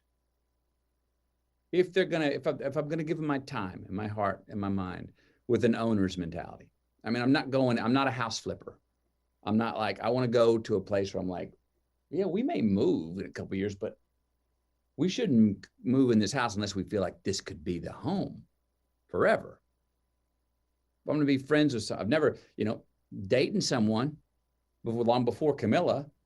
After I was 25, I didn't date anyone that I was going in thinking like, I didn't date anyone seriously that I was thinking like, oh, this is just renting. We're just going to have an affair. If I dated someone serious, it was like, well, don't be doing this unless you think it's possible that it could be more. Well, other relationships didn't go that far, but we found that out because me and the other person were going, we're not here to rent. We're here to see if we can really do this. And got to a point where like, no, okay, that's far enough for us. Found the person that did say, not renting, want to spend the rest of my life with her, and Camilla. So, but with deals, when I meet people, do a handshake deal. If I'm saying something and agreeing to do something, I'm, again, back to trust. I'm saying, I don't take that lightly. You don't take this agreement lightly, right? We're agreeing on it. Let's make this freaking thing happen, man. And don't you give up on me, and I'm not gonna give up on you. I won't quit. If you don't, I'm not. And I take some pride in going, I'm not quitting first too. I'll take some pride and go, I'll stick to it. So, if we're on separate sides of the world, I'll bet you I won't say uncle before you do. You know what I mean? So I do. Not always does that happen. There are some times where I go, you know what? I'm waving that white flag. I'm moving on. I give. But I go into, in the same way I go into, as I said, with trust, giving someone 100% the trust. If I'm going to have an agreement, I'm in that agreement, hopefully letting that person know and letting myself know. We mean this until. We mean this. This is a pact until. Even if we're away, we don't see each other for 20 years. I always say that like, it's like the way to keep a secret is, if you really keep it a great secret, if you tell me a secret and I tell you, I promise I'll keep it a secret. If I don't see you for 20 years and all of a sudden you and I find ourselves in a little 17-foot boat in the middle of the Pacific Ocean, and you tell me that secret again, I'll go, I don't know what you're talking about. That's what I do. I purposely forget whatever someone tells me it's a secret. I make myself forget it. We already agreed on that. 20 years ago, I said it was a secret. I'll forget it when I leave here. I told you that. I don't know what you're talking about. I love it. I know. I purposely make myself forget because I never want to be responsible. I pride myself on like being a good vault. Right. And so, yeah, that's really funny. I love that. There are a couple things in here. I mean, if you see my book, it's all marked up, and that's always the sign of a good book. There were so many passages that I kind of want to entice everyone who's listening to not think that they're getting everything in this interview because there's so much in here. But some of the things that I loved was these little passages. God, when I cross the truth, give me the awareness to receive it, the consciousness to recognize it, the presence to personalize it, the patience to preserve it, and the courage to live it. I mean, there's so many drop the mic moments that I just loved. And it's like I said, it's so targeted for the people who listen and watch this because there's so many nuggets in here. I mean, it's not even nuggets. It's a full, rich book of these things. When you're writing those, were those like that? Where was that written, that moment? I wrote that in 1996 in Peru, and I was off about day 18 while I was off alone. I was alone in day 18 of my 22-day hike to the Amazon by myself. I believe it came to me, you know, I write about the first 12 days of usually these walkabouts with myself are not comfortable times for me. I'm with me, and I am not enjoying the company. I'm shaking demons off my back. I'm dealing with crisis of conscience and et cetera, and trying to figure out what the hell to forgive myself for and what to say the buck stops here. I'm changing it. And it's a painful process, but it's been a very valuable process. Now, after that, usually 12 days, I'll have sort of an awakening where I'll be like, okay. I just realized what I always knew. The one person I'm stuck with is you. So we better figure out how to get along. I'll forgive you for this, and then we're going to change this. Now I can be present, and let's walk forward. And then I'm actually really in the trip that I'm on. And this one was in Peru in the rainforest. And there was a walk several mornings after I had that realization. And I was really now having a wonderful trip. And I had just written that poem about God. I want all that I can see, and all that I can see is right in front of me. It was that only what I was not thinking too far around the bend. I wasn't thinking about where I'd come from. I wasn't thinking about if and when I should go home. None of that. I was just really present. And I turned this corner on this muddy jungle trail, and the floor was lit up neon blue. I mean, did not look like a naturally made color. It looked like neon, some kind of neon blue supercharged nuclear. It was glowing. And I stopped because it didn't look, in the middle of the jungle, it looked very unnatural as a whole. And it was right in the middle of the path. And then as my eyes focused, as I backed away from it, I started to see separation. And what it was like tens of thousands of these butterflies all bunched together on the floor, covering an area of about 20 feet by 20 feet. And it was tens of thousands of them. And I was just like, whoa. And so I just sat there and said, and was quiet and listened. And that's when I talked about the awareness, which is, you know, put herself in a place to be aware, the consciousness to receive the presence, personalize, the patience to then go, this is going to take work to hold on to this truth, because I know I'm going to go back to the Western world, and I have responsibilities, and I have options of things and friends and communication. So it's going to take work to preserve this truth. And ultimately, can I have the courage to actually enact it, for it to become a habit, to become part of my being? And I think it turned out to be a really nice prayer, I think, for everyone. Is sort of a journey of how we go in our spiritual selves and what we learn when we learn things. And I think it does go from awareness to consciousness to presence to patience and courage to actually live it. And if that's the kicker, that's the hard part, is actually the hard part's those last two, the patience to preserve and then the courage to live it. Because as we were, you know, I think we were talking about it earlier, you cross these truths, you're like, oh, that's so true. That's obvious. I don't need to remember that. That's just, it came across. And thing is, we go back home and all of a sudden the onion starts getting peeled, right? And you look up 6 months later and you're like, damn it, what happened to my frequency? I was so on it and it's been stripped away. And it does get stripped away. You got to come back. It takes daily maintenance.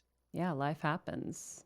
Yeah. And it's interesting when after I had brain surgery, I remember wanting to hold on to all the new truths, all the epiphanies, all the realizations, all the things that I had then had time to feel and see because my ride was stopped.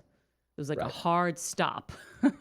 And you're, again, I'm not in the Amazon, but I'm in my bed alone, for days and days and months, just recovering.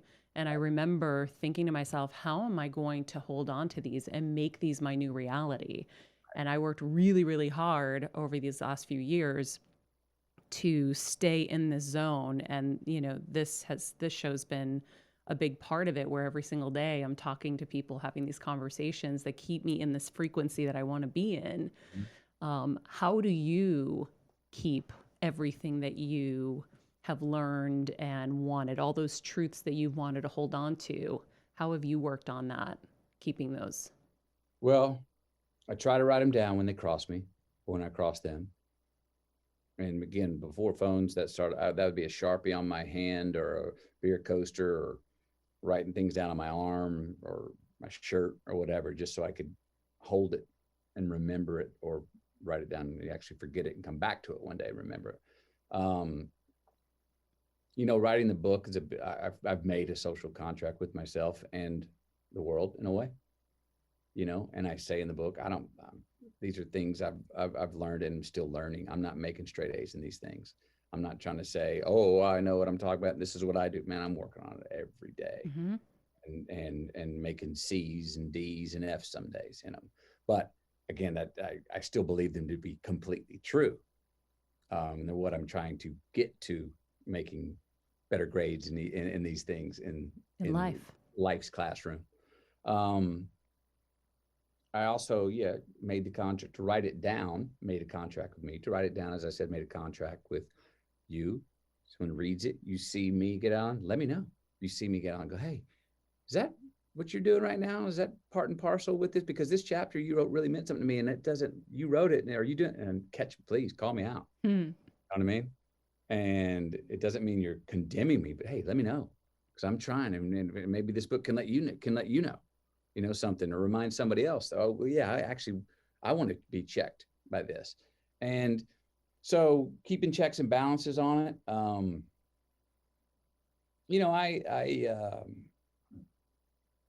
Gratitude is a big part. Being thankful for the things that I have, things that I've earned, things that maybe I didn't earn, but that I have, looking around, maintaining things that I built, children, trying to be the best father to my 3 children, trying to be the best husband to Camilla, trying to be as good of a friend as I can be to myself. I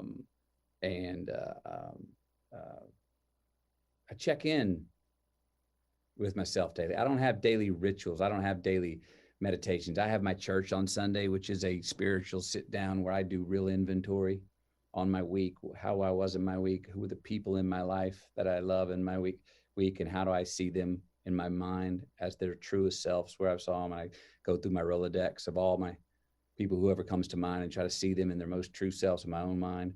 And then hopefully I'm getting something from my pastor that is sending me out into the week feeling like I'm armed and ready to go try and be a better man. Isn't that the best?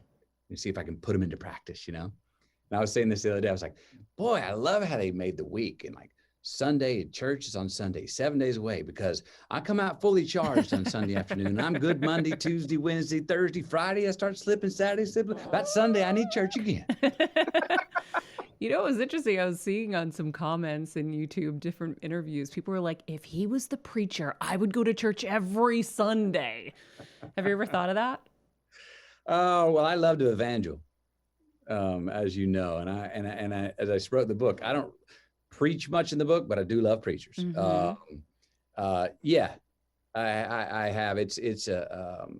I would say my means of communicating or sharing what truths I've crossed or seen or heard come across in a more evangelistic way, because I do get very excited, and it's very poetic language, which is the language I like to speak. It's philosophical, but it's poetic, and it's got the spoken word. It was different in this book. The book's a written word. Now, I'm a performer. I can tell you some of these stories, like early ones, about my family, my mom and dad fighting. And on paper, you could go, oh my God, if you just heard the facts. But they're love stories to me. And if I tell them to you, you're seeing my eyes light up and you're going, wait a minute, the excitement he's showing and the love and the wetness in his eyes that's coming out while he's talking about his mom and dad fighting doesn't naturally match what he's telling about, but I see the humanity in it. So that's what's great about performing and saying a word or giving an intonation or showing some excitement or enthusiasm and feeding off of energy, which that was a big challenge in the book, to put it in the word where I'm not there. The word has to try and put you in the place. I'm trying to make you feel the story and understand the story as I meant to tell it, as if I was telling it to you. This was another thing. I would record these stories and write down my best version of the story on the paper. That was not the best version of the story told on paper. No way. It way too long. Every story, which I thought was the best I could tell it verbally. If I put those words on paper, it was always 30% too long. So I had to go back and find the right word, the right sentence, the right ellipsis, the right place to put the punchline, the right place to leave the innuendo. So to hopefully give you the feeling that, oh, this is a love story he's telling. It's not a horror story. Oh, I can laugh at him in this Australian story. Although if I'm looking on paper what's going on, there's nothing to laugh about. It was a horror story. It was awful. You were in the middle of nowhere. You had no way out. And then they were going to let you leave. I was like, let him go. That's why anybody who's listening, you should get the audiobook.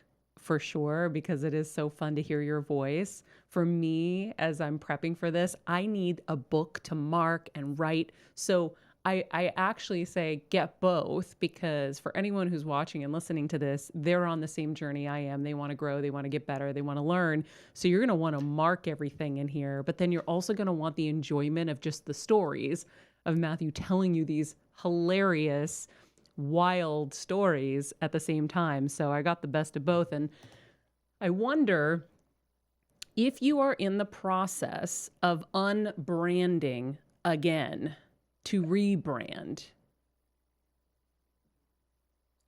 Oh, I love how that was the period at the end of that sentence. I thought well said. Thank you. As in, presently am I. I think so. Yeah, I think so. Was it conscious or unconscious? A little bit of both. For instance, remember I said earlier, for 15 years, I challenged myself to go write the book, but never had the courage. So unconsciously, 13 years later, the unconscious of 13 years actually led up to the consciousness of going, write the damn book.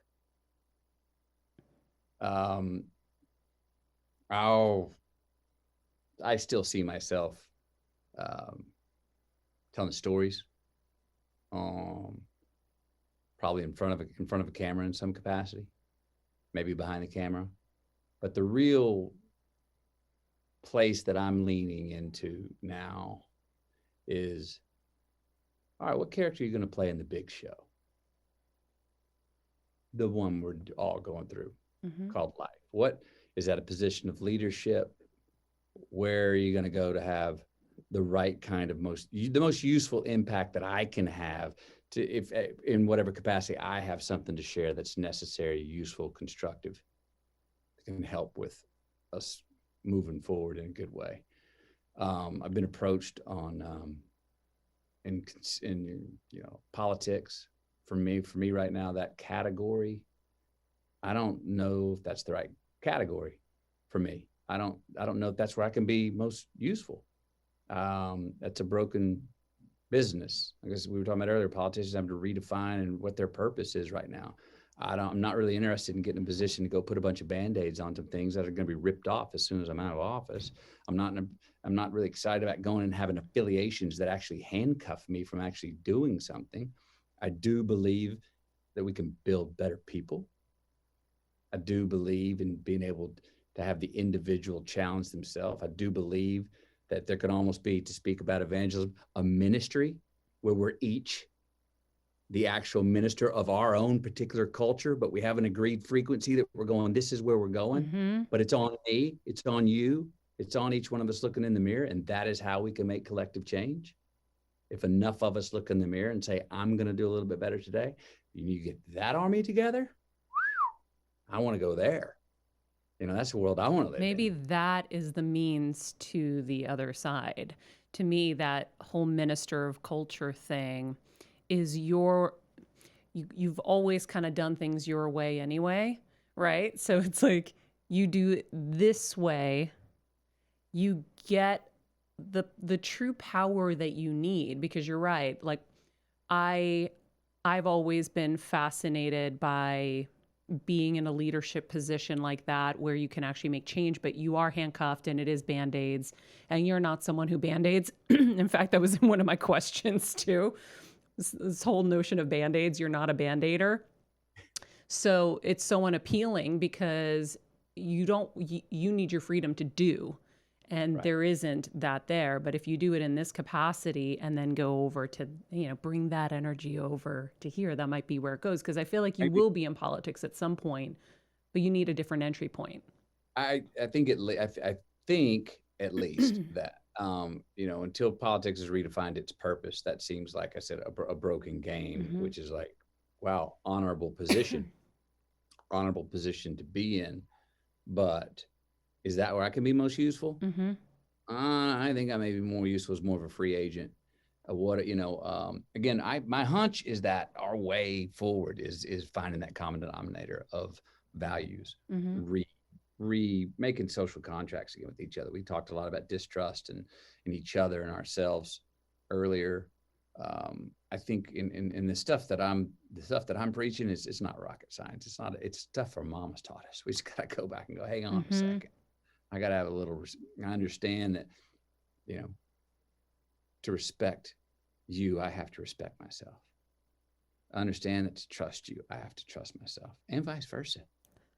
To have trust myself, I got to be able to trust you. That, yeah, we are individuals and we are self-determining individuals, but collectively, we're all in this same rodeo together.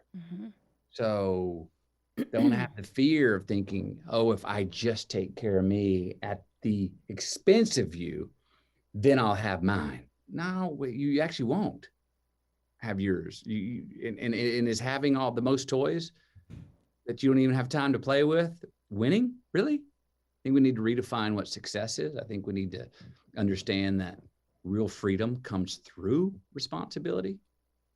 Whereas a lot of us think that, no, you can either be, freedom is opposite of responsibility. No, it's not. They're like this. And we each have responsibilities to ourselves and each other. And that will lead us towards real freedom. And as you said earlier, you brought up, is love that common denominator? In many ways, yeah, but it's also, let's redefine what that means. That's not a passive. Love is not a passive thing. Love has teeth. Love has fangs. Yeah, anybody who's a parent knows with their kids, loving them the right way does not mean you're saying yes to everything. Loving them the right way is doing the hard thing and saying no at the right times for the right reasons. And that's a hell of a lot harder as a parent.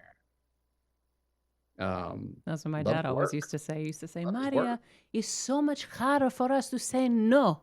And I was like, oh my God, but you always say no. And then I realized, all the other kids' parents are saying yes because it's easy. Oh, okay. Yeah. I think that's another thing. We got to realize it's not easy. None of it.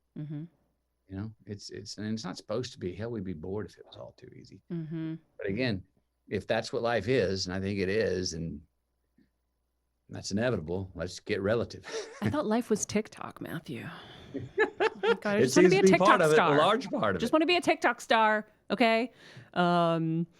you know, I would love to get your take on Hollywood right now, where you see it now. Yeah. And where do you think it's kind of going?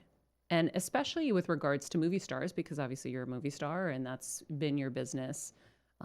So let me know what you're thinking. Curious. Well, so exhibition has been upended. Distribution's now been upended. Warner Brothers just got a HBO Max, so on the small screen as well.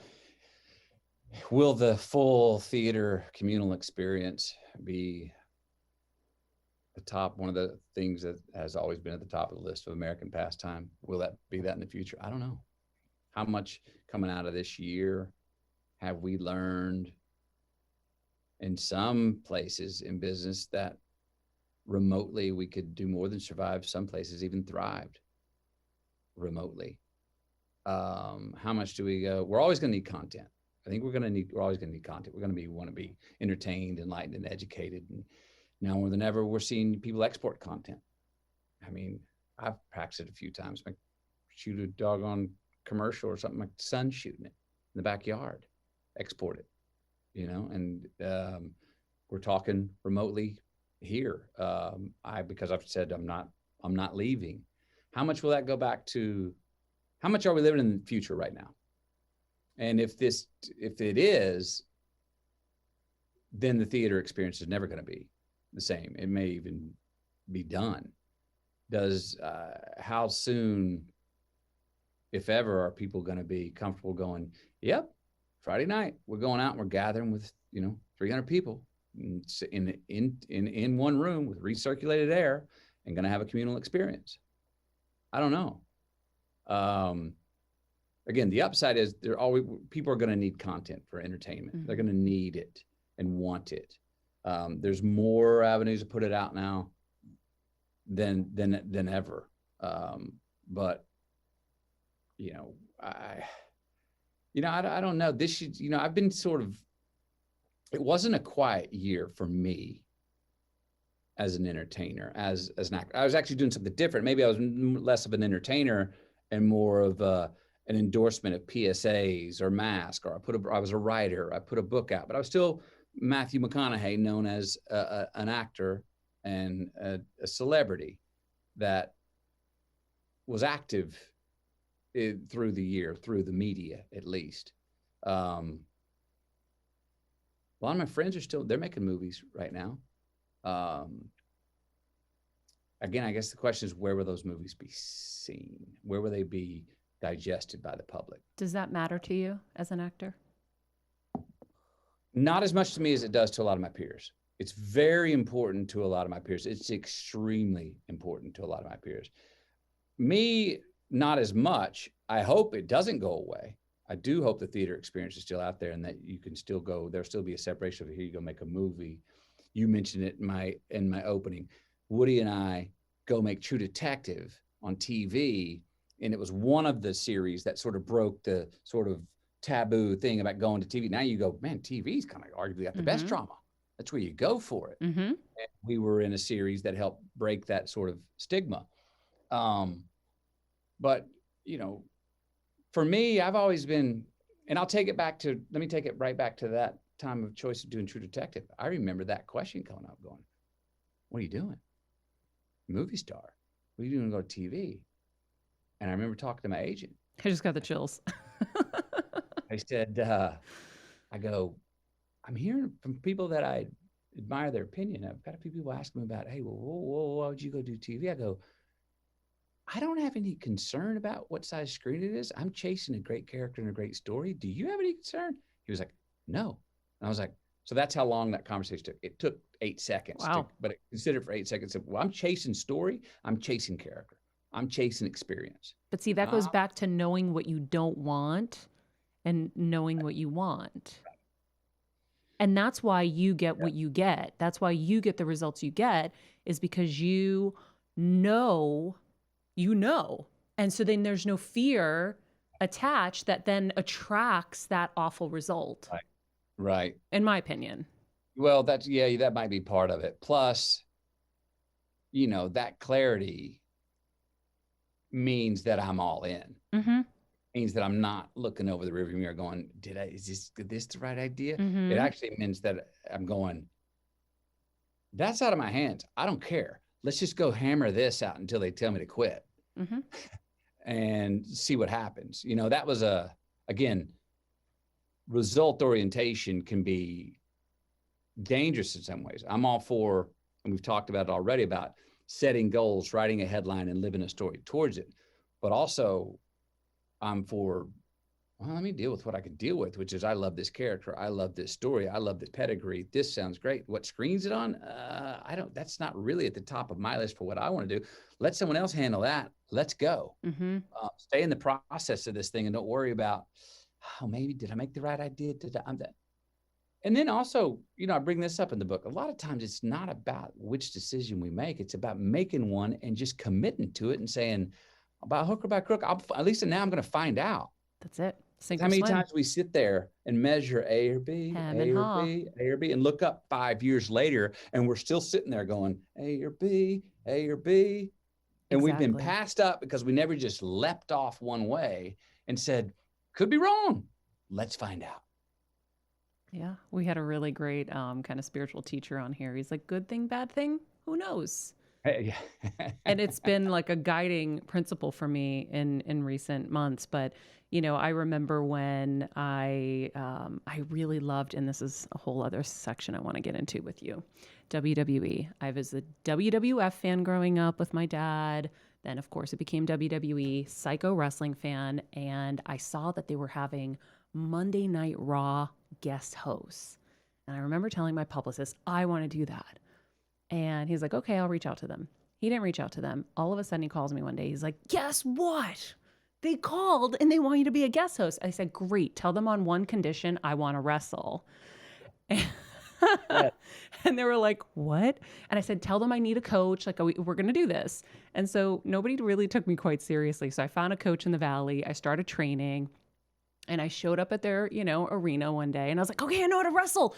Okay, let's put this thing together. And so we put a match together, this like small like thing. And then it was the coolest moment of my life, the most adrenaline I'd ever gotten. And I created a storyline that I continued on social media, and I knew how to egg on the wrestlers and how to do all the thing because I was a fan. And my friend looked at me and she goes, okay. And she's like in the industry. She's, you know, someone whose opinion I would respect. And she goes, wait, you're going to do this again? And I'm like, fuck yeah. And she goes, wait, no. People are going to think you're like a wrestler now. You can't do that. Like, that's not a good image for you. Now, at the time, I'm, you know, a correspondent on Access Hollywood. I'm a correspondent on the Today Show, on Nightly News with Brian Williams. And I was like, but I love it. This is awesome. I want that feeling and I want to do everything I can in life. Of course, I'm going to do it. Long story short, I'm 4-0 in the WWE. yes, I know all about the Boston Crab. So when I was reading that in the book and your wrestling match with Michelle, is that how you say his name? Or Michelle? Okay, Yes. in Africa, and you pull out the Boston Crab, I was like, holy shit, this is amazing. And there were a few other wrestling references in here. And then I'm online and I'm seeing you in WWE matches virtually with your family. And I was like, okay. He's a wrestling fan. Yes, I did not know this about you. That's outstanding. It's so much fun. It's so carny. Wait, so carny. I wrestled at WrestleMania 28 at Miami Dolphin Stadium with busted ribs, shattered feet from Dancing with the Stars. And Mark Wahlberg is sitting front row and he looks at me and he's like, what the fuck are you doing here? And I was like, yeah! So my signature move is the sunset flip. Yours is obviously the Boston Crab. But as we're seeing this business kind of morphing, you know, my very dear friend Vin Diesel is now singing and he's got hit songs. And I heard you want to do stand-up now, or I think I read that in the book. And then, you know, you've got all these new paths. I was like, hey, maybe he's going to wrestle. You never know. Let's make you a wrestler. Great. Period at the end of the question. And maybe he's gonna wrestle. What do you know? Go. I'll say not too much because, as you know, can't say too much about these things. Ooh. But it is something that interests me. I'm good at what I do, am I not? Damn. Yeah, he wants to pull out a Boston crab so bad I can feel it. I'm gonna tell you right now, you dazzle on screen, you are all these amazing things, but you are such like the adventurer, you love experiences. Clearly, after reading Green Lights, there will be nothing better in life than getting in that ring and executing a Boston crab. Or, I mean, I am friends with everybody. Mr. Bob Backlund, I don't know if you're familiar with him. Bob Backlund, where'd I know that name? Mr. Bob Backlund was the champion of all champions. He was, with Bruno and all of... Gotcha. Okay, I'm with you. Yeah, I'm with 70s. Why am I blanking on my favorite move that he makes? The chicken wing. The Oh, chicken the wing? cross-faced chicken wing. Look that up. Might be the best move of all time. Okay. You can't get See, out I of was it. down there with, I got kicked out of Hearst Coliseum in Shreveport, Alabama for pelting Skandar Akbar with tomatoes. What? I got kicked out. I snuck back in through the bathroom window, Skandar and then I Akbar. got kicked out second time the same night for spitting a loogie on King Kong Bundy. What? Honey, are you listening to this? Yes, poor Skandar Akbar is such an underrated manager. And let's not even talk about King Kong Bundy. Please. Monster of all monsters. Monster of all monsters. You spit on He him? looked me in the eye and got seriously pissed off and scared the heck out of me after I did it. And I took off running, and they caught me and kicked me out for the second time that night. Because I brought a paper bag full of old mushed tomatoes. And Skandar Akbar, remember, he comes out, and I just pelted him. And they found that, and that was all great until they started really connecting. And then the security found me, and they kicked me out, and I climbed back through this little bathroom window, Hearst Coliseum, and got back in. Spit on King Kong Bundy. Wait, I feel like I read the tomato thing in Akbar. Do people know about the King Kong Bundy? I don't know if I've told that. I don't know. Okay, so I love wrestling, and I got to do I reenacted the Hard Times speech. I don't know why I'm blanking right now because I'm getting so excited about wrestling. Honey, help me. With who? Oh, Dusty Rhodes. There we go. Yeah, Outlaw. Okay, so I did it with him. They heard me kind of riffing, almost like, I know when you were doing Wolf of Wall Street, that like famous scene, like Leo saw you kind of doing something before. Matthew, do you know the famous promo Hard Times done by Dusty Rhodes? Hard times, when a man works a job for 30 years. 30 years, they give him a watch, they kick him in the butt, and they say, hey, a computer took your place, daddy. That's hard times. Wait, when was it? How long ago was that? This was done. It was done probably in the mid '80s, and it's the most famous promo of like before like the Attitude Era. It's the most famous wrestling promo.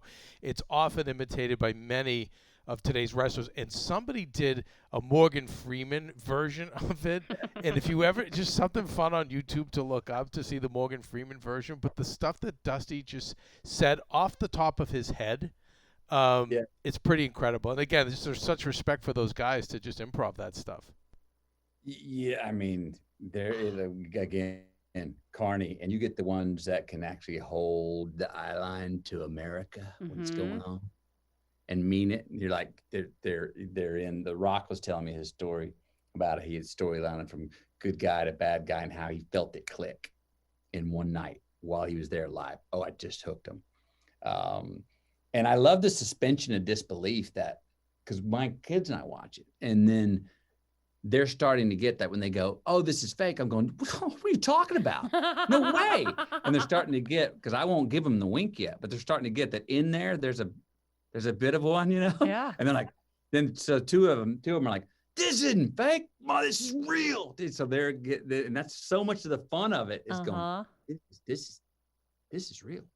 It's amazing. And it is. Oh, so Dusty, I got to do. He's like, I heard you do it, and I was like, yeah, you would kill a Dusty. That would be so good. And then I did Captain Lou. They're friggin' amazing. It's my favorite. It's my other family, like the WWE. I love being in there. I love working with them. I love doing anything that they'll let me do in there. You go to Tampa? I haven't gone to Tampa yet. No. Where do you go work out with them? Oh no, I worked out here, and then I kept working out. The teacher actually just passed. His name was Rick Drazen. So I trained with him in the Valley, and then I would go do the match, and then I was so hungry to keep going. So then I would egg them on social media, and then we create another match. So I did 4 in total. And then I had brain surgery, and now they won't let me wrestle anymore. But I'm still in the family. I still do my things here and there. Awesome. My guy was Hacksaw Jim Duggan. Oh my God! Hacksaw is the greatest. I saw him backstage a few years ago, Madison Square Garden, and I see him, and I'm like, oh my God, oh my God. And by the way, the only people I get starstruck is wrestlers. Like, I get so starstruck with them. And I'm like, Hacksaw Jim Duggan? And he goes, young lady, does someone pay you to say that? And I go, no, you were my favorite. The blue, and the 2x4. Oh my God. And he literally started tearing. He is the sweetest guy. Beautiful. So, I don't know, have you gone to a WrestleMania? Not live. Oh. I'm sorry. Yes, I did. We went to one in Austin. Took the kids in Austin about 8 months ago. Yeah. I mean, now it's different. People, though, too. The nicest humans ever. Carte blanche, family related, get there and treat you just awesome. They were so much fun. Mm-hmm. Hopefully this year it will be the same as it was in the past, where you have Hall of Fame, because then you get to see the Hacksaws and the whole, the lineage, all of them. So Ric Flair, every time I see Ric Flair, I'm like, you put hard times on this country, Rick. And then he goes into his thing and we cut promos together. It's so much fun. So seeing you in those little things, I was like, oh, this would be so great. I can't let you go without one more thing. And it's a compliment to your wife, Camilla. First of all, you as well. I love her. Every interaction I've ever had with her, she is the sweetest, most wonderful person. But I felt like I got to know her so much better in this book because she's a gangster. I mean, you really found your perfect match. When she tells you, go write this and don't half-ass it. When she says, okay, I'm in, we're gonna unbrand to rebrand and it's gonna be tough. I mean, I was getting the chills through the book because it is so hard to find someone who's going to soldier through with you in this world. And I give her so much credit because, it can't be easy to have to deal with 3 kids on your own and, doing all that and not having your partner. And so I thought she was such a gangster. I think she's so amazing.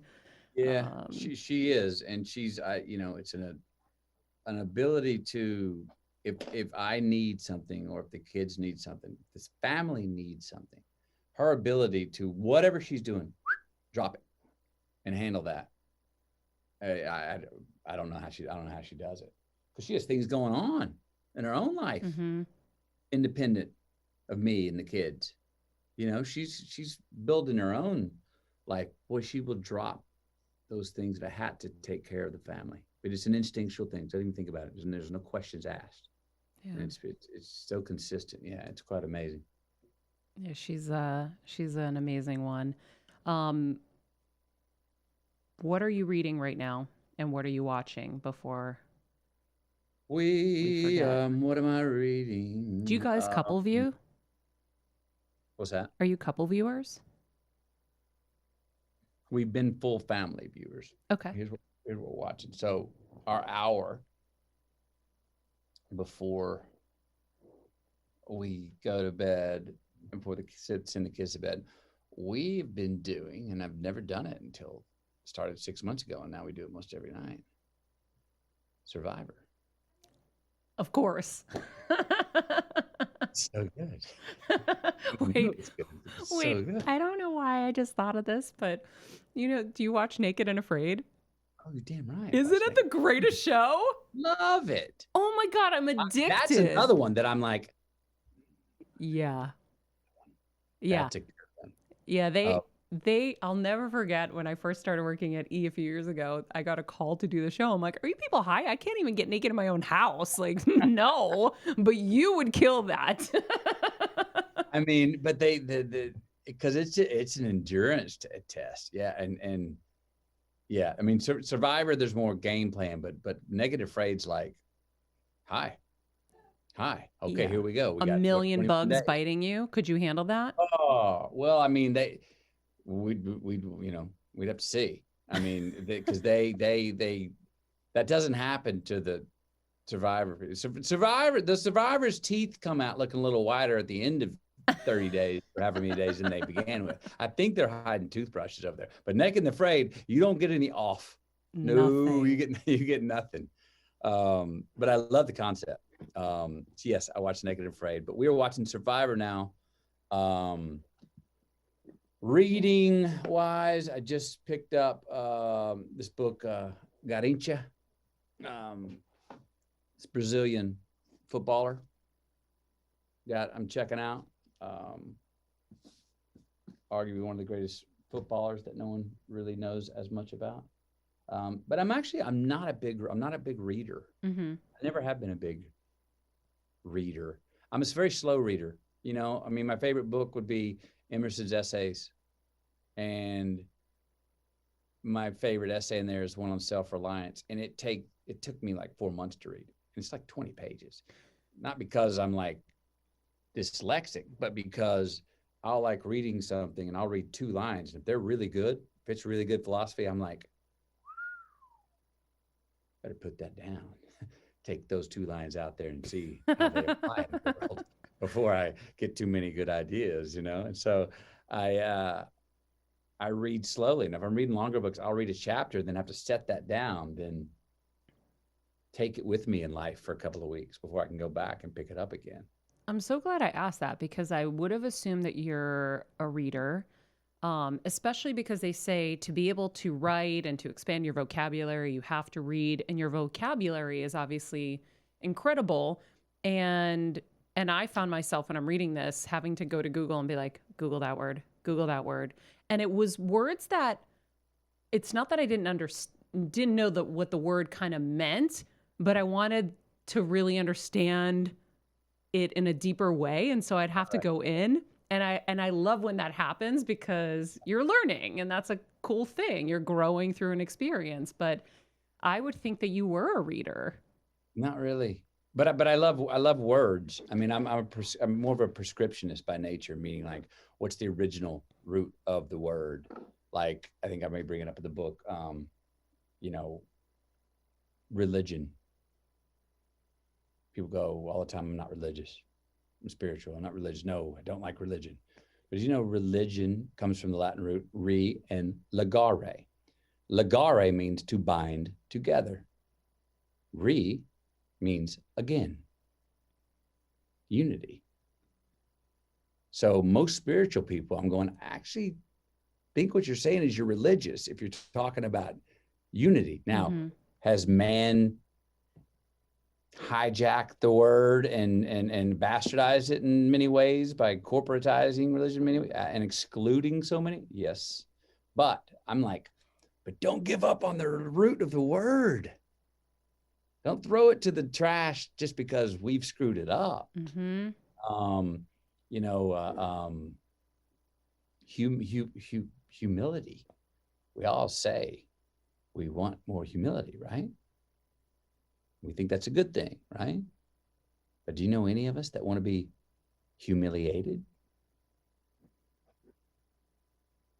You know, the best definition of the word humble and humility that I've heard is knowing that you have more to learn.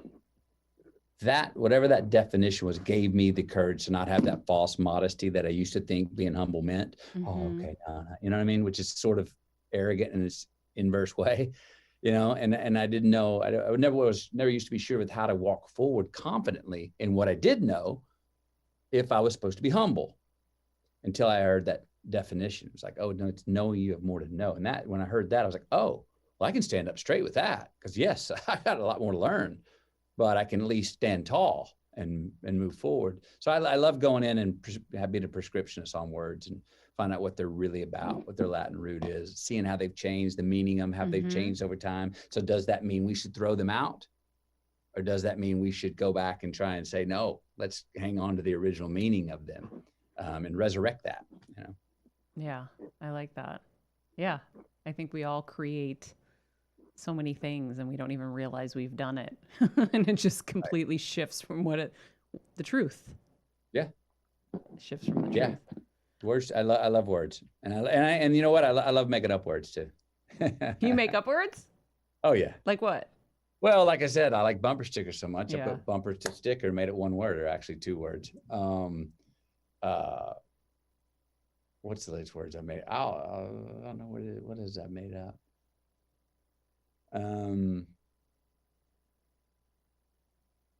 Not as much making up words, but like coming up with a word on its own to go. Let me see. I'm sure I've written some down in the last doggone 2-3 days. A one-liner. All right. Have you ever heard this? I heard a new one yesterday. Range anxiety. Whoa. Range anxiety? Like, yeah. Like on a firing range? In this particular case, there was a person who, a friend of mine was driving a Tesla. And it said he... We have one. I get it. You ever get range anxiety? Yes. Where the amount of miles it tells you have to go don't seem to be matching up with how many it's giving you. You start getting a little range anxiety. We were pulling up our street and we were praying we were going to make it into the driveway. You had range anxiety. I didn't even know. Now I know. Yes. And did you ever know this one? I heard this term the other day. We were at a place and it had like the amenities area where you can go gather. And I was like, but no staff's here. And the guy goes, yeah, it's a passive amenity. I went, a passive amenity?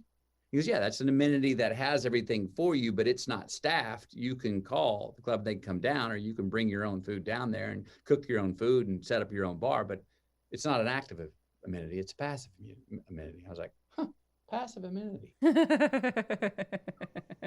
You know, one of the things first of all, I just loved in the book all the vulnerability you shared. You know, the things that like sometimes we would be scared to tell somebody, but you did anyway. But your mom talking about how if you like it, it's yours. So how do you reconcile that in the world of plagiarism and in the world of like Hollywood where you're like, well, I like it. This is mine. That's what my mom taught me. Yeah, right? Yeah. You know, it goes always kind of sort of between the question of, and I mean this jokingly, but is there such thing as plagiarism? We're all retelling different stories and, you know, stuff I write about in the book. I was inspired by the things. I just made them my own, reworded them and shared things. I don't bring up completely original thought throughout the thing. So, you know, my mom is someone who, you know, talk about the queen of relativity. You know, like I said, when I found out I was runner-up Little Mr. Texas. Yep, I thought that was so funny. Little Mr. Texas for over 30 years.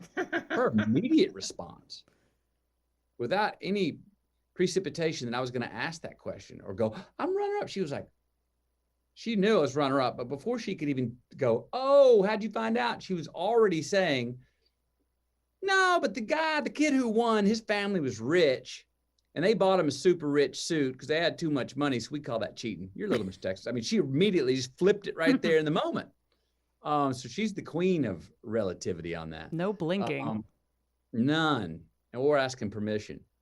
No, I understand plagiarism because I also have a lot of people I get plagiarized a lot. And there's a lot of people that I've had to be more protective of my own IP and things because I go around, I see people making all kinds of money off a certain thing, whether it's all right. I put it on and I'll go, well, there's 4 brands that are making that on there. Do they have the rights to put that on there? We'll find out actually they don't, or something I'll say and it'll show up. And usually in my case, it's like merchandise, but so I'm always like, some things I'm like, well, I put that out there. That's public domain. and other things. I'm like, no. I want the trademark on this one because I don't want that being used in the wrong way. I think you have to make a Christmas movie, Matthew. Christmas movie. Which one? I don't know. I think you have so much wisdom packed inside of you that my favorite Christmas movies are those that have those kind of beautiful stories and beautiful moments, whether it's A Wonderful Life or even the old animated movies. I don't know. I think that there's something in there where you can share a lot of these lessons and kind of imprint it in us at a time where we're open Right. to receive. Would be around Christmas time. Yeah. Yeah. Yeah. Well, I am interested in,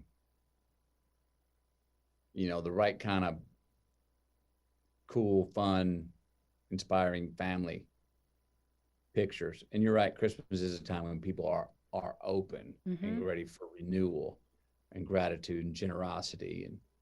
And, I also like the other idea of telling what would seemingly be a sort of thriller, like an adult thriller, but the insinuations are all that it's like it feels R-rated, but the outcome of the actual hero, who you may think is not the hero throughout the thing, what they win with is actually a very valuable life lesson.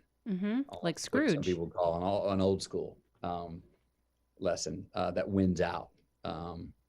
And again, I don't know if is it movies? Is it TV? What kind of content is it? Is it, you said earlier, and I am, it's the stand-up deal. That's what I thought this tour was going to be. My plan was to be touring this book, going around city to city, telling a lot of these stories, or having a raffle where we'll spin the wheel or let the traffic light go, and where it lands green, I'll tell that story, or pick, buy in, you get to say from the crowd, tell me this story.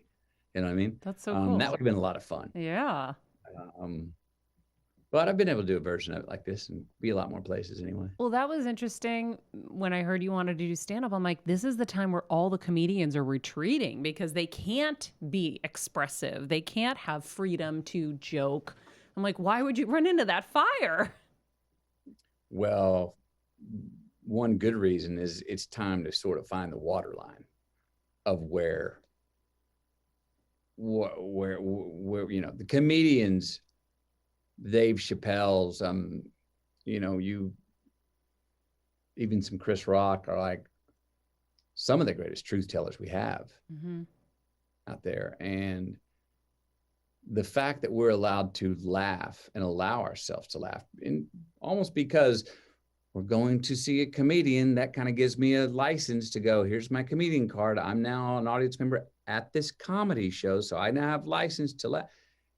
It's actually it's quite healing. And I don't think we give sense of humor enough credit for how much it can heal us, because it unties the knot of contradiction in a lot of ways. It doesn't deny the crisis. It doesn't deny there may be a wrong, but it exposes it, and you laugh, and all of a sudden you're looking next to the person who the joke's on one of you between your relationship, whether your race, your sex, or whatever, and you're laughing and you're going, yeah, okay. And it's a release. And it's actually I think humor can help mend people much more than we give it credit for. Totally. Our line in our house is comedy must rule. And that's how we live every day. Right. My mom is dealing with stage 4 brain cancer. She just survived COVID. The jokes I'm cracking in there are so crass and so on the highest level of horrifying for a daughter and a mother, but she's laughing, and that's all that matters to me. Yeah. So yeah, I hear you. And I agree with you. And I think, again, people's reaction could be like, oh, you can't do it. No, it's actually sense of humor. I don't go so far. I like that. I don't go so far as to say humor's at the forefront, but I always do say, hey, if you're not sure how to react, if more of us made sense of humor the default emotion, more of us would get along a lot better. And again, it doesn't deny the crisis. I think that's what some people are scared of, that they think it's condescending or denying the crisis. Because if it does that, if it says, oh, I'm saying the crisis isn't worthy, That's not necessarily the use of good humor, but when it can untie that knot to then engage in it and go, now let's have a look at it. That's when it's very useful. I love it. Matthew, thank you so much. I know we took up a lot of your time today. I love the book, and I Thank can't you. wait for more. I Thank am you. anticipating more in a lot of arenas. All right. I think he really is going to contemplate the Christmas movie idea, but by the way. I think he will too. Oh, I don't think he had thought about that before. Yeah, no. I could tell the way he reacted. No, and he's very faith-based, so he was like, and he was, you could tell you got him going with "It's a Wonderful Life." Mm-hmm. Man, Yeah, because he has so much to share. He's the one I would want one from. Yeah. I agree. He'd be so And you know good. it would be funny. I think what he could do is like kind of a dysfunctional Texas family dramedy at Christmas, like kind of a feel-good holiday, maybe a little bit of darkness in there, because I think he likes when there's sort of that touch of comedy Yeah, with a a little bit drama. of seriousness. I'm all in. Me Yeah. too. Yeah, Yeah, I it's mean, not a Graham Fam kind of Christmas. Probably movie. not exactly a grandpa Christmas. You know what killed me, and I restrained on this Polka Tuesday. What, Kev? Listen, and you're going to see there's a growing contingency, first of all, of polka fans. Honey. And second, Maria. I gotta go pee. And secondly, Again. no, I wanted to come in so bad, but I knew you were going to yell at me. Yep, I was totally. going to come in on the mic and just say, Matt, just real quick, your opinion on slow coffee. Because I think he You would like a should've. nice slow coffee, Wait, Jeff. by the way, I think I he don't think would've. anybody would appreciate slow coffee more than him because he loves that shit. He loves the bumper stickers. You He see, lo- I'm being held down. I'm tired of being silenced. He's writing all his notes, right? He would have been like, slow coffee, what's that? That's Just like the right. range anxiety. Kev, he would I have been would have so said into Jeffrey it. Green Graham. Kev just fucked briefly. up. Kev fucked up.